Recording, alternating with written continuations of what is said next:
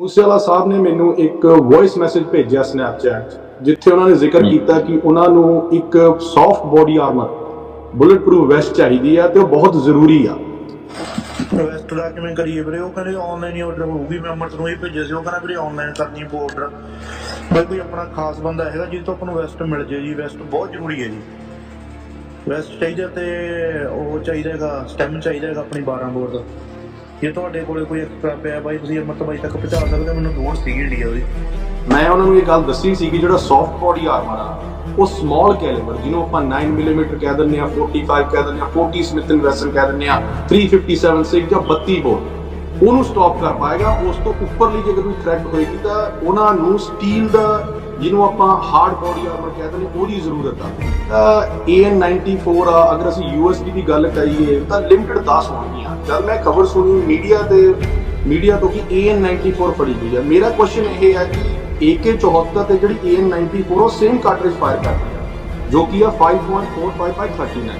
ਮੈਂ ਇਹ ਪੁੱਛਣਾ ਚਾਹਣਾ ਕਿ ਉਹਨਾਂ ਨੂੰ ਇੰਨੀ ਸ਼ੋਰਿਟੀ ਕਿਵੇਂ ਹੋਈ ਕਿ ਇਹ AN94 ਆ ਤੇ AK-74 ਨਹੀਂ? ਮੰਨੇਗਾ ਵੀ 300 400 ਮੀਟਰ ਦੂਰ ਦੀਵਾਰ ਦੇ ਵਿੱਚ ਜਾ ਕੇ ਬੁਲਟ ਵੱਜੇ। ਬੁਲਟ ਦੇ ਉੱਤੇ ਚੜ ਕੇ ਹਮਲਾਵਰ ਨੇ ਗੋਲੀਆਂ ਚਲਾਈਆਂ। ਕੁਝ ਉੱਥੇ ਪਿੱਛੇ ਜਿਹੜੇ ਘਰਾਂ ਦੇ ਵਿੱਚ ਸਟੀਲ ਦੇ ਗੇਟ ਸੀ ਉਹਨਾਂ ਨੂੰ ਪੀਅਰਸ ਕਰਕੇ ਉਹ ਬੁਲਟ ਚਲਾ ਗਿਆ। ਪਾਕਿਸਤਾਨ ਚ ਅਬੰਡੈਂਸ ਚ ਅਵੇਲੇਬਲ ਨੇ ਉਹ ਇੰਨੀ। Why would they go to an extent to get an AN94 to achieve something that can be achieved with the AK-47 or AK-74? ਮੇਰਾ ਸਵਾਲ ਇਹ ਆ। ਸੋ ਇਹ ਮੰਨਿਆ ਜਾ ਰਿਹਾ ਕਿ ਉਹ ਆਰਮਰਡ ਪੀਅਰਸਿੰਗ ਬੁਲਟ ਸੀਗੇ। ਮੈਂ ਇਹ ਕਹਿਣਾ ਹੈ ਕਿ ਅਗਰ ਕੋਈ ਕ੍ਰਿਮੀਨਲ ਸੀਗੇ ਉਹਨਾਂ ਨੇ ਕੋਈ ਵਾਰਦਾਤ ਨੂੰ ਅੰਜਾਮ ਦੇਣਾ ਸੀ, ਉਹ ਇੰਨੀ ਹਾਈਲੀ ਰੇਅਰ ਗਨ ਕਿਉਂ ਲੈ ਕੇ ਆਉਣਗੇ ਜੋ ਕਿ AK-74 ਨਾਲ ਸੇਮ ਕੰਮ ਹੋ ਸਕਦਾ? ਮੈਂ ਵਿਊਅਰਸ ਨੂੰ ਇਹ ਦੱਸ ਦੇਣਾ ਚਾਹੁੰਦਾ ਕਿ ਜੋ ਆਰਮਰ ਪੀਅਰਸਿੰਗ ਆ ਉਹ ਗਨ ਦੇ ਵਿੱਚ ਕੁਝ ਨਹੀਂ ਆ, ਉਹ ਕਾਰਟ੍ਰਿਜ ਹੁੰਦਾ। ਅਗਰ AK-74 ਤੇ AK-94 ਦੇ ਵਿੱਚ ਸੇਮ ਕਾਰਟ੍ਰਿਜ ਪੈਂਦਾ ਹੈ ਤਾਂ ਉਹ AK-74 ਕਿਉਂ ਨਹੀਂ ਹੋ ਸਕਦੀ? ਤੁਹਾਡੇ ਹਿਸਾਬ ਨਾਲ ਕੀ ਹੋਇਆ ਹੈ? And was there an assault rifle involved? ਉਹ ਸਾਊਂਡ ਦੇ ਹਿਸਾਬ ਨਾਲ ਤਾਂ ਇਹੀ ਲੱਗ ਰਿਹਾ ਹੈ ਕਿ ਸੈਮੀ ਆਟੋ ਸਟਾਈਲ ਕੋਈ ਰਾਈਫਲ ਫਾਇਰ ਹੋ ਰਹੀ ਹੈ, ਉਹ ਪਤਾ ਨਹੀਂ ਕੀ ਫਾਇਰ ਹੋ ਰਿਹਾ। ਜੇ ਉਹ ਬੁਲਟ ਪ੍ਰੂਫ ਗੱਡੀ 'ਚ ਹੁੰਦੇ ਜਾਂ ਉਹਨਾਂ ਦੇ ਨਾਲ ਕਮਾਂਡੋਜ਼ ਹੁੰਦੇ, ਉਹਨਾਂ ਦੀ ਗੱਡੀ 762/39 ਜਾਂ SLR ਦੇ ਰਾਉਂਡ ਤੱਕ ਬੁਲਟ ਪ੍ਰੂਫ ਹੁੰਦੀ ਤਾਂ ਮੂਸੇਵਾਲਾ ਸਾਹਿਬ ਦੇ ਜਿਹੜੇ ਪਹਿਲੇ 5-10 ਰਾਉਂਡ ਨੇ ਉਹ ਪੈਨੀਟ੍ਰੇਟ ਨਾ ਕਰਦੇ, ਸ਼ਾਇਦ ਉਹਨੇ ਸਮੇਂ ਚ ਕਮਾਂਡੋਜ਼ ਉੱਤਰ ਕੇ ਜਵਾਬੀ ਫਾਇਰ ਦਿੰਦੇ।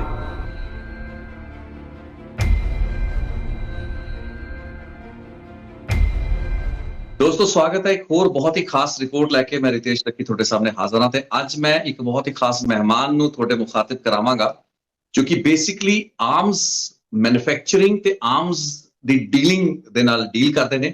ਆਪਾਂ ਸਾਰੇ ਸਮਝਦੇ ਹਾਂ ਕਿ ਪੰਜਾਬ ਦੇ ਵਿੱਚ ਇਸ ਵਕਤ ਗਨ ਕਲਚਰ ਦੀ ਗੱਲਬਾਤ ਹੋ ਰਹੀ ਹੈ ਤੇ ਸਿੱਧੂ ਮੂਸੇਵਾਲਾ ਉਹਨਾਂ ਦੇ ਉਹ ਜਿਹੜਾ ਹੱਤਿਆਕਾਂਡ ਹੋਇਆ ਹੈ ਉਸ ਤੋਂ ਬਾਅਦ ਇਹ ਚਰਚਾ ਬਹੁਤ ਵਧੀ ਹੋਈ ਹੈ। ਉਸ ਤੋਂ ਪਹਿਲਾਂ ਵੀ ਰਾਦਰ ਸਿੱਧੂ ਮੂਸੇਵਾਲਾ ਆਪਣੇ ਹਥਿਆਰਾਂ ਦੇ ਜਾਂ ਗਨਸ ਦੇ ਜਿਹੜਾ ਉਹਨਾਂ ਦੀ ਮੁਹੱਬਤ ਕਹਿ ਲਈਏ ਜਾਂ ਉਸਦੀ ਜਿਹੜਾ ਚਾਹਤ ਸੀ ਉਹਨਾਂ ਦੀ, ਉਸ ਨੂੰ ਲੈ ਕੇ ਕਾਫੀ ਵਿਵਾਦਾਂ ਵਿੱਚ ਰਹੇ। AK-47 ਉਹਨਾਂ ਨੇ ਆਪਣੀ ਜਿਹੜੀ ਫਾਇਰਿੰਗ ਰੇਂਜ ਸੀ ਪੁਲਿਸ ਦੀ ਉਸ ਉੱਤੇ ਚਲਾਈ, ਉਹਨਾਂ ਦੇ ਖਿਲਾਫ ਇੱਕ ਪਰਚਾ ਹੋਇਆ। ਸੋ ਉਹ ਤਮਾਮ ਵਿਵਾਦਾਂ ਦੇ ਵਿੱਚ ਜਿਹੜੇ ਸਿੱਧੂ ਮੂਸੇਵਾਲਾ ਰਹੇ, ਚਾਹੇ ਆਪਣੀ ਗਾਇਕੀ ਦੇ ਦਾਇਰੇ ਦੇ ਵਿੱਚ ਉਸ ਤੋਂ ਬਾਹਰ, ਉਹ ਹਥਿਆਰਾਂ ਨੂੰ ਲੈ ਕੇ ਰਹੇ। ਸੋ ਅੱਜ ਮੇਰੇ ਨਾਲ ਜਿਹੜੇ ਖਾਸ ਮਹਿਮਾਨ ਇਸ ਵਿਸ਼ੇਸ਼ ਵੀਡੀਓ ਕਾਨਫਰੰਸ ਦੇ ਵਿੱਚ ਜੁੜ ਰਹੇ ਨੇ ਉਹਨਾਂ ਦਾ ਨਾਮ ਹੈ ਸ਼੍ਰੀ ਵਿਕਰਮ ਮਾਨ ਸਾਹਿਬ ਜੋ ਕਿ ਮੇਰੇ ਨਾਲ ਵਾਸ਼ਿੰਗਟਨ ਸਿਆਟਲ ਤੋਂ ਜੁੜ ਰਹੇ ਨੇ। ਤੁਹਾਨੂੰ ਯਾਦ ਹੋਏਗਾ ਮੈਂ ਆਪਣੀ ਇੱਕ ਰਿਪੋਰਟ ਜਿਹੜੀ ਸਿੱਧੂ ਮੂਸੇਵਾਲਾ ਹੋਣਾ ਉੱਤੇ ਬਣਾਈ ਸੀ ਉਸ ਵਿੱਚ ਮੈਂ ਕਲਿੱਪ ਸ਼ੇਅਰ ਕੀਤੀ ਸੀ ਜਿਸ ਵਿੱਚ ਮੈਂ ਜ਼ਿਕਰ ਕੀਤਾ ਸੀ ਕਿ ਸਿੱਧੂ ਮੂਸੇਵਾਲਾ ਇੱਕ ਬੁਲਟ ਪ੍ਰੂਫ ਵੈਸਟ ਲਈ ਕੋਸ਼ਿਸ਼ ਕਰ ਰਹੇ ਸਨ ਕਿ ਉਹਨਾਂ ਨੂੰ ਅਮਰੀਕਾ ਤੋਂ ਮਿਲ ਜਾਏ। ਅਮਰੀਕਾ ਦੇ ਵਿੱਚ ਗਨ ਕਲਚਰ ਕਾਫੀ ਲਿਬਰਲ ਗਨ ਕਲਚਰ ਹੈ, ਲਾਇਸੈਂਸ ਜਾਂ ਕਈ ਸਟੇਟਾਂ ਦੇ ਵਿੱਚ ਬਿਨਾਂ ਲਾਇਸੈਂਸ ਤੋਂ ਹਥਿਆਰ ਮਿਲ ਜਾਂਦੇ ਨੇ। ਸੋ ਉਹ ਸਾਰਾ ਦਾ ਸਾਰਾ ਇੱਕ ਵੱਖਰਾ ਦੁਨੀਆ ਹੈ। ਇੱਕ ਹਥਿਆਰਾਂ ਦਾ ਪਿਆਰ ਜਾਂ ਗਨਸ ਦਾ ਪਿਆਰ ਹੋਣ ਦੇ ਕਾਰਨ ਸਿੱਧੂ ਮੂਸੇਵਾਲਾ ਬੇਸ਼ੱਕ ਵਿਵਾਦਾਂ ਵਿੱਚ ਰਹੇ, ਲੇਕਿਨ ਇਸੇ ਪੂਰੇ ਦੇ ਪੂਰੇ ਸਿਲਸਿਲੇ ਦੇ ਦੌਰਾਨ ਉਹਨਾਂ ਦੀ ਜਾਣ ਪਛਾਣ ਜਾਂ ਉਹਨਾਂ ਦੀ ਇੰਟਰੈਕਸ਼ਨਸ ਕਈ ਲੋਕਾਂ ਨਾਲ ਹੁੰਦੀ ਰਹੀ, ਜਿਨ੍ਹਾਂ ਵਿੱਚੋਂ ਇੱਕ ਨੇ ਸਾਡੇ ਵਿਕਰਮ ਸਿੰਘ ਮਾਨ ਸਾਹਿਬ ਸਿਆਟਲ ਤੋਂ ਵਾਸ਼ਿੰਗਟਨ ਸਟੇਟ ਯੂਨਾਈਟਿਡ ਸਟੇਟਸ ਤੋਂ ਮੇਰੇ ਨਾਲ ਜੁੜ ਰਹੇ ਨੇ। ਤੇ ਜਿਹੜੀ ਸਨੈਪਚੈਟ ਦੇ ਉੱਤੇ ਸਿੱਧੂ ਮੂਸੇਵਾਲਾ ਸਾਹਿਬ ਦੇ ਨਾਲ ਇਹਨਾਂ ਦੀ ਗੱਲਬਾਤ ਹੋਈ, ਕੀ ਕੰਸਰਨ ਸਨ, ਇਹਨਾਂ ਦੇ ਨਾਲ ਕੀ ਕੁਝ ਸਾਂਝਾ ਕੀਤਾ ਤੇ ਸਭ ਤੋਂ ਵੱਡੀ ਗੱਲ ਹੈ ਕਿ ਇਹ ਜਿਹੜਾ ਵੈਪਨ ਇਸ ਹਮਲੇ ਦੇ ਵਿੱਚ ਇਸਤੇਮਾਲ ਹੈ ਉਸ ਤੋਂ ਕੁਝ ਉਸਦੇ ਮੁਤਲਕ ਅਹਿਮ ਜਾਣਕਾਰੀ ਹੈ ਜੋ ਕਿ ਮੈਂ ਇਹਨਾਂ ਤੋਂ ਲੈਣਾ ਚਾਹੁੰਦਾ ਹੈ। ਮੇਰੇ ਵੀ ਮਨ ਦੇ ਵਿੱਚ ਇਸ ਚੀਜ਼ ਦੀ ਜਿਗਿਆਸਾ ਹੈ। ਸੋ ਅੱਜ ਆਪਾਂ ਤੁਹਾਡੇ ਨਾਲ ਰੂਬਰੂ ਕਰਾ ਰਹੇ ਹਾਂ ਵਿਕਰਮ ਮਾਨ ਸਾਹਿਬ ਦੇ ਨਾਲ। ਬਹੁਤ ਬਹੁਤ ਸਵਾਗਤ ਹੈ ਵਿਕਰਮ ਜੀ ਸਾਡੇ ਨਾਲ। ਥੈਂਕ ਯੂ ਰਿਤੇਸ਼ ਜੀ। ਪਹਿਲਾਂ ਤਾਂ ਮੈਂ ਤੁਹਾਡਾ ਤੇ ਤੁਹਾਡੇ ਵਿਊਅਰਸ ਦਾ ਥੈਂਕ ਯੂ ਕਰਨਾ ਚਾਹੁੰਦਾ ਕਿ ਤੁਸੀਂ ਮੈਨੂੰ ਇਸ ਪਲੇਟਫਾਰਮ ਤੇ ਆਉਣ ਦਾ ਮੌਕਾ ਦਿੱਤਾ। ਬਾਕੀ ਮੈਂ ਤੁਹਾਨੂੰ ਇੱਕ ਬੈਕਗ੍ਰਾਉਂਡ ਦੱਸ ਦੇਣਾ ਚਾਹੁੰਦਾ ਕਿ ਮੂਸੇਵਾਲਾ ਸਾਹਿਬ ਨਾਲ ਮੇਰੀ ਕਦੇ-ਕਦੇ ਗੱਲ ਹੁੰਦੀ ਸੀਗੀ। ਪਿਛਲੇ ਸਾਲ ਤੋਂ ਲੈ ਕੇ ਹੁਣ ਤੱਕ ਮੇਰੀ 10 ਤੋਂ 15 ਵਾਰ ਗੱਲ ਹੋਏਗੀ। ਪਿਛਲੇ ਸਾਲ ਮੂਸੇਵਾਲਾ ਸਾਹਿਬ ਨੇ ਮੈਨੂੰ ਇੱਕ ਵੌਇਸ ਮੈਸੇਜ ਭੇਜਿਆ ਸਨੈਪਚੈਟ 'ਚ, ਜਿੱਥੇ ਉਹਨਾਂ ਨੇ ਜ਼ਿਕਰ ਕੀਤਾ ਕਿ ਉਹਨਾਂ ਨੂੰ ਇੱਕ soft body Armour bullet proof West ਚਾਹੀਦੀ ਆ ਤੇ ਉਹ ਬਹੁਤ ਜ਼ਰੂਰੀ ਆ। ਵੀਰੇ ਸਤਿ ਸ਼੍ਰੀ ਅਕਾਲ ਜੀ। ਮੈਨੂੰ ਤੁਸੀਂ ਉਹ ਦੱਸਿਓ ਵੀਰੇ, ਉਹ ਤੁਸੀਂ ਮਾੜਾ ਜਿਹਾ ਦੱਸਿਓ ਵੀਰੇ ਉਹ ਵੈਸਟ ਦਾ ਕਿਵੇਂ ਕਰੀਏ ਵੀਰੇ। ਉਹ ਕਹਿੰਦੇ ਆਨਲਾਈਨ ਹੀ ਆਰਡਰ ਹੋਊਗੀ। ਮੈਂ ਅਮਰਤ ਨੂੰ ਹੀ ਭੇਜਿਆ ਸੀ, ਉਹ ਕਹਿੰਦਾ ਵੀਰੇ ਆਨਲਾਈਨ ਕਰਨੀ ਪਊ ਆਰਡਰ। ਬਈ ਕੋਈ ਆਪਣਾ ਖਾਸ ਬੰਦਾ ਹੈਗਾ ਜਿਹਦੇ ਤੋਂ ਆਪਾਂ ਨੂੰ ਵੈਸਟ ਮਿਲ ਜੇ ਜੀ। ਵੈਸਟ ਬਹੁਤ ਜ਼ਰੂਰੀ ਹੈ ਜੀ। ਵੈਸਟ ਚਾਹੀਦਾ ਤੇ ਉਹ ਚਾਹੀਦਾ ਹੈਗਾ ਸਟੈਮ ਚਾਹੀਦਾ ਹੈਗਾ ਆਪਣੀ 12 ਬੋਰ ਦਾ। ਜੇ ਤੁਹਾਡੇ ਕੋਲੇ ਕੋਈ ਐਕਸਟਰਾ ਪਿਆ ਬਾਈ, ਤੁਸੀਂ ਅਮਰਤ ਬਾਈ ਤੱਕ ਪਹੁੰਚਾ ਸਕਦੇ ਹੋ। ਮੈਨੂੰ ਲੋੜ ਸੀਗੀ ਇੰਡੀਆ ਉਹਦੀ। ਉਸ ਤੋਂ ਬਾਅਦ ਮੇਰੀ ਉਹਨਾਂ ਨਾਲ ਫੋਨ ਤੇ ਜਦ ਗੱਲ ਹੋਈ ਤਾਂ ਉਹਨਾਂ ਨੇ ਬਾਰ-ਬਾਰ ਇਸ ਗੱਲ ਦੀ ਚਿੰਤਾ ਜਤਾਈ ਕਿ ਇਹ ਬਹੁਤ ਜ਼ਰੂਰੀ ਹੈ। ਅਗਰ ਮੈਂ ਉਹਨਾਂ ਲਈ ਅਵੇਲੇਬਲ ਕਰਾ ਸਕਦਾ ਤਾਂ ਬਹੁਤ ਵਧੀਆ ਹੋ ਜਾਏਗਾ।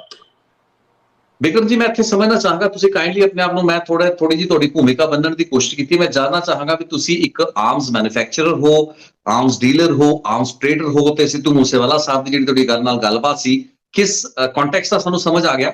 ਲੇਕਿਨ ਤੁਹਾਡਾ ਕੀ ਲੋਕਸ ਸਟੈਂਡਾਈ ਕੀ ਹੈ ਵੀ ਤੁਸੀਂ ਯੂਐਸ ਦੇ ਵਿੱਚ ਕਿਸ ਟ੍ਰੇਡ ਦੇ ਵਿੱਚ ਇਨਵੋਲਵ ਹੋ ਤੇ ਉਹ ਲੀਗਲ ਲਾਇਸੈਂਸਡ ਟ੍ਰੇਡ ਹੈ?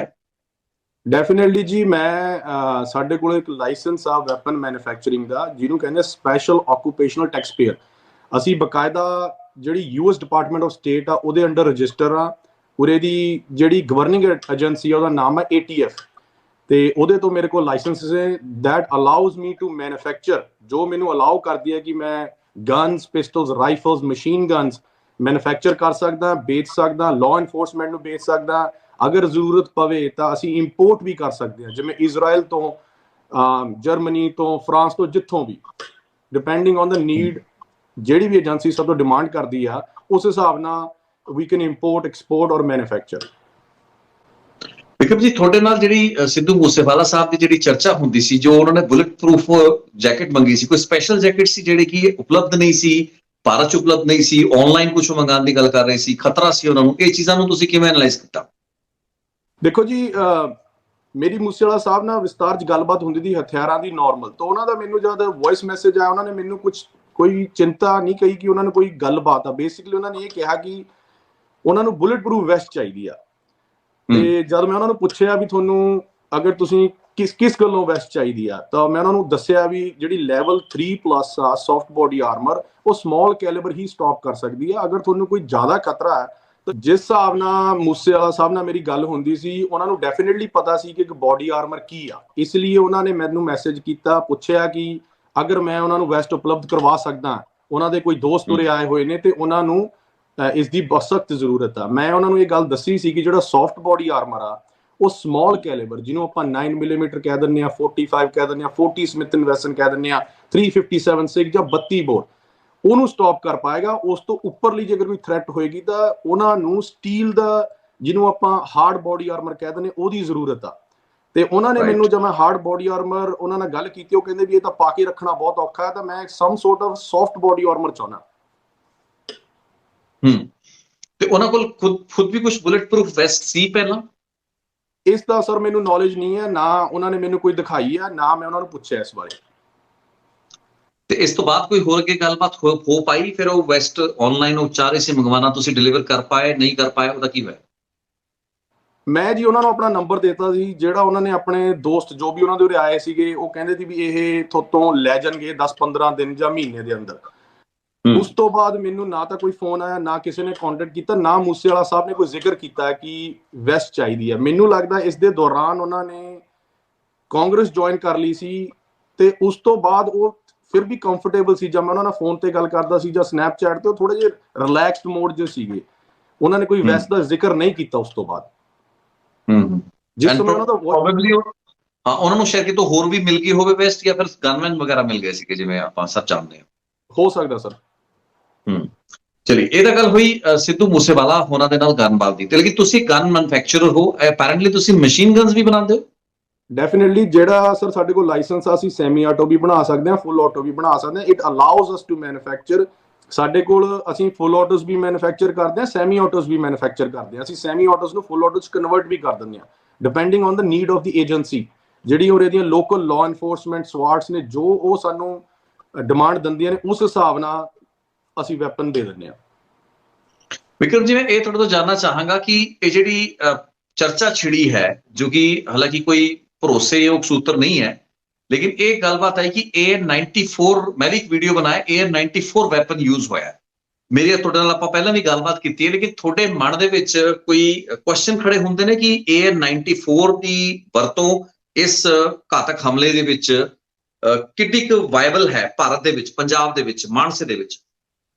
ਦੇਖੋ ਜੀ, ਜਿਹੜਾ AN-94 ਆ, ਅਗਰ ਅਸੀਂ US ਦੀ ਵੀ ਗੱਲ ਕਰੀਏ ਤਾਂ ਲਿਮਟਿਡ 10 ਹੋਣਗੀਆਂ। ਜਦ ਮੈਂ ਖਬਰ ਸੁਣੀ ਮੀਡੀਆ ਤੋਂ ਕਿ AN-94 ਫੜੀ ਗਈ ਆ, ਮੇਰਾ ਕੁਐਸਚਨ ਇਹ ਹੈ ਕਿ AK-74 ਤੇ ਜਿਹੜੀ AN-94 ਉਹ ਸੇਮ ਕਾਰਟ੍ਰਿਜ ਫਾਇਰ ਕਰਦੀ ਆ, ਜੋ ਕਿ ਆ 5.45x39।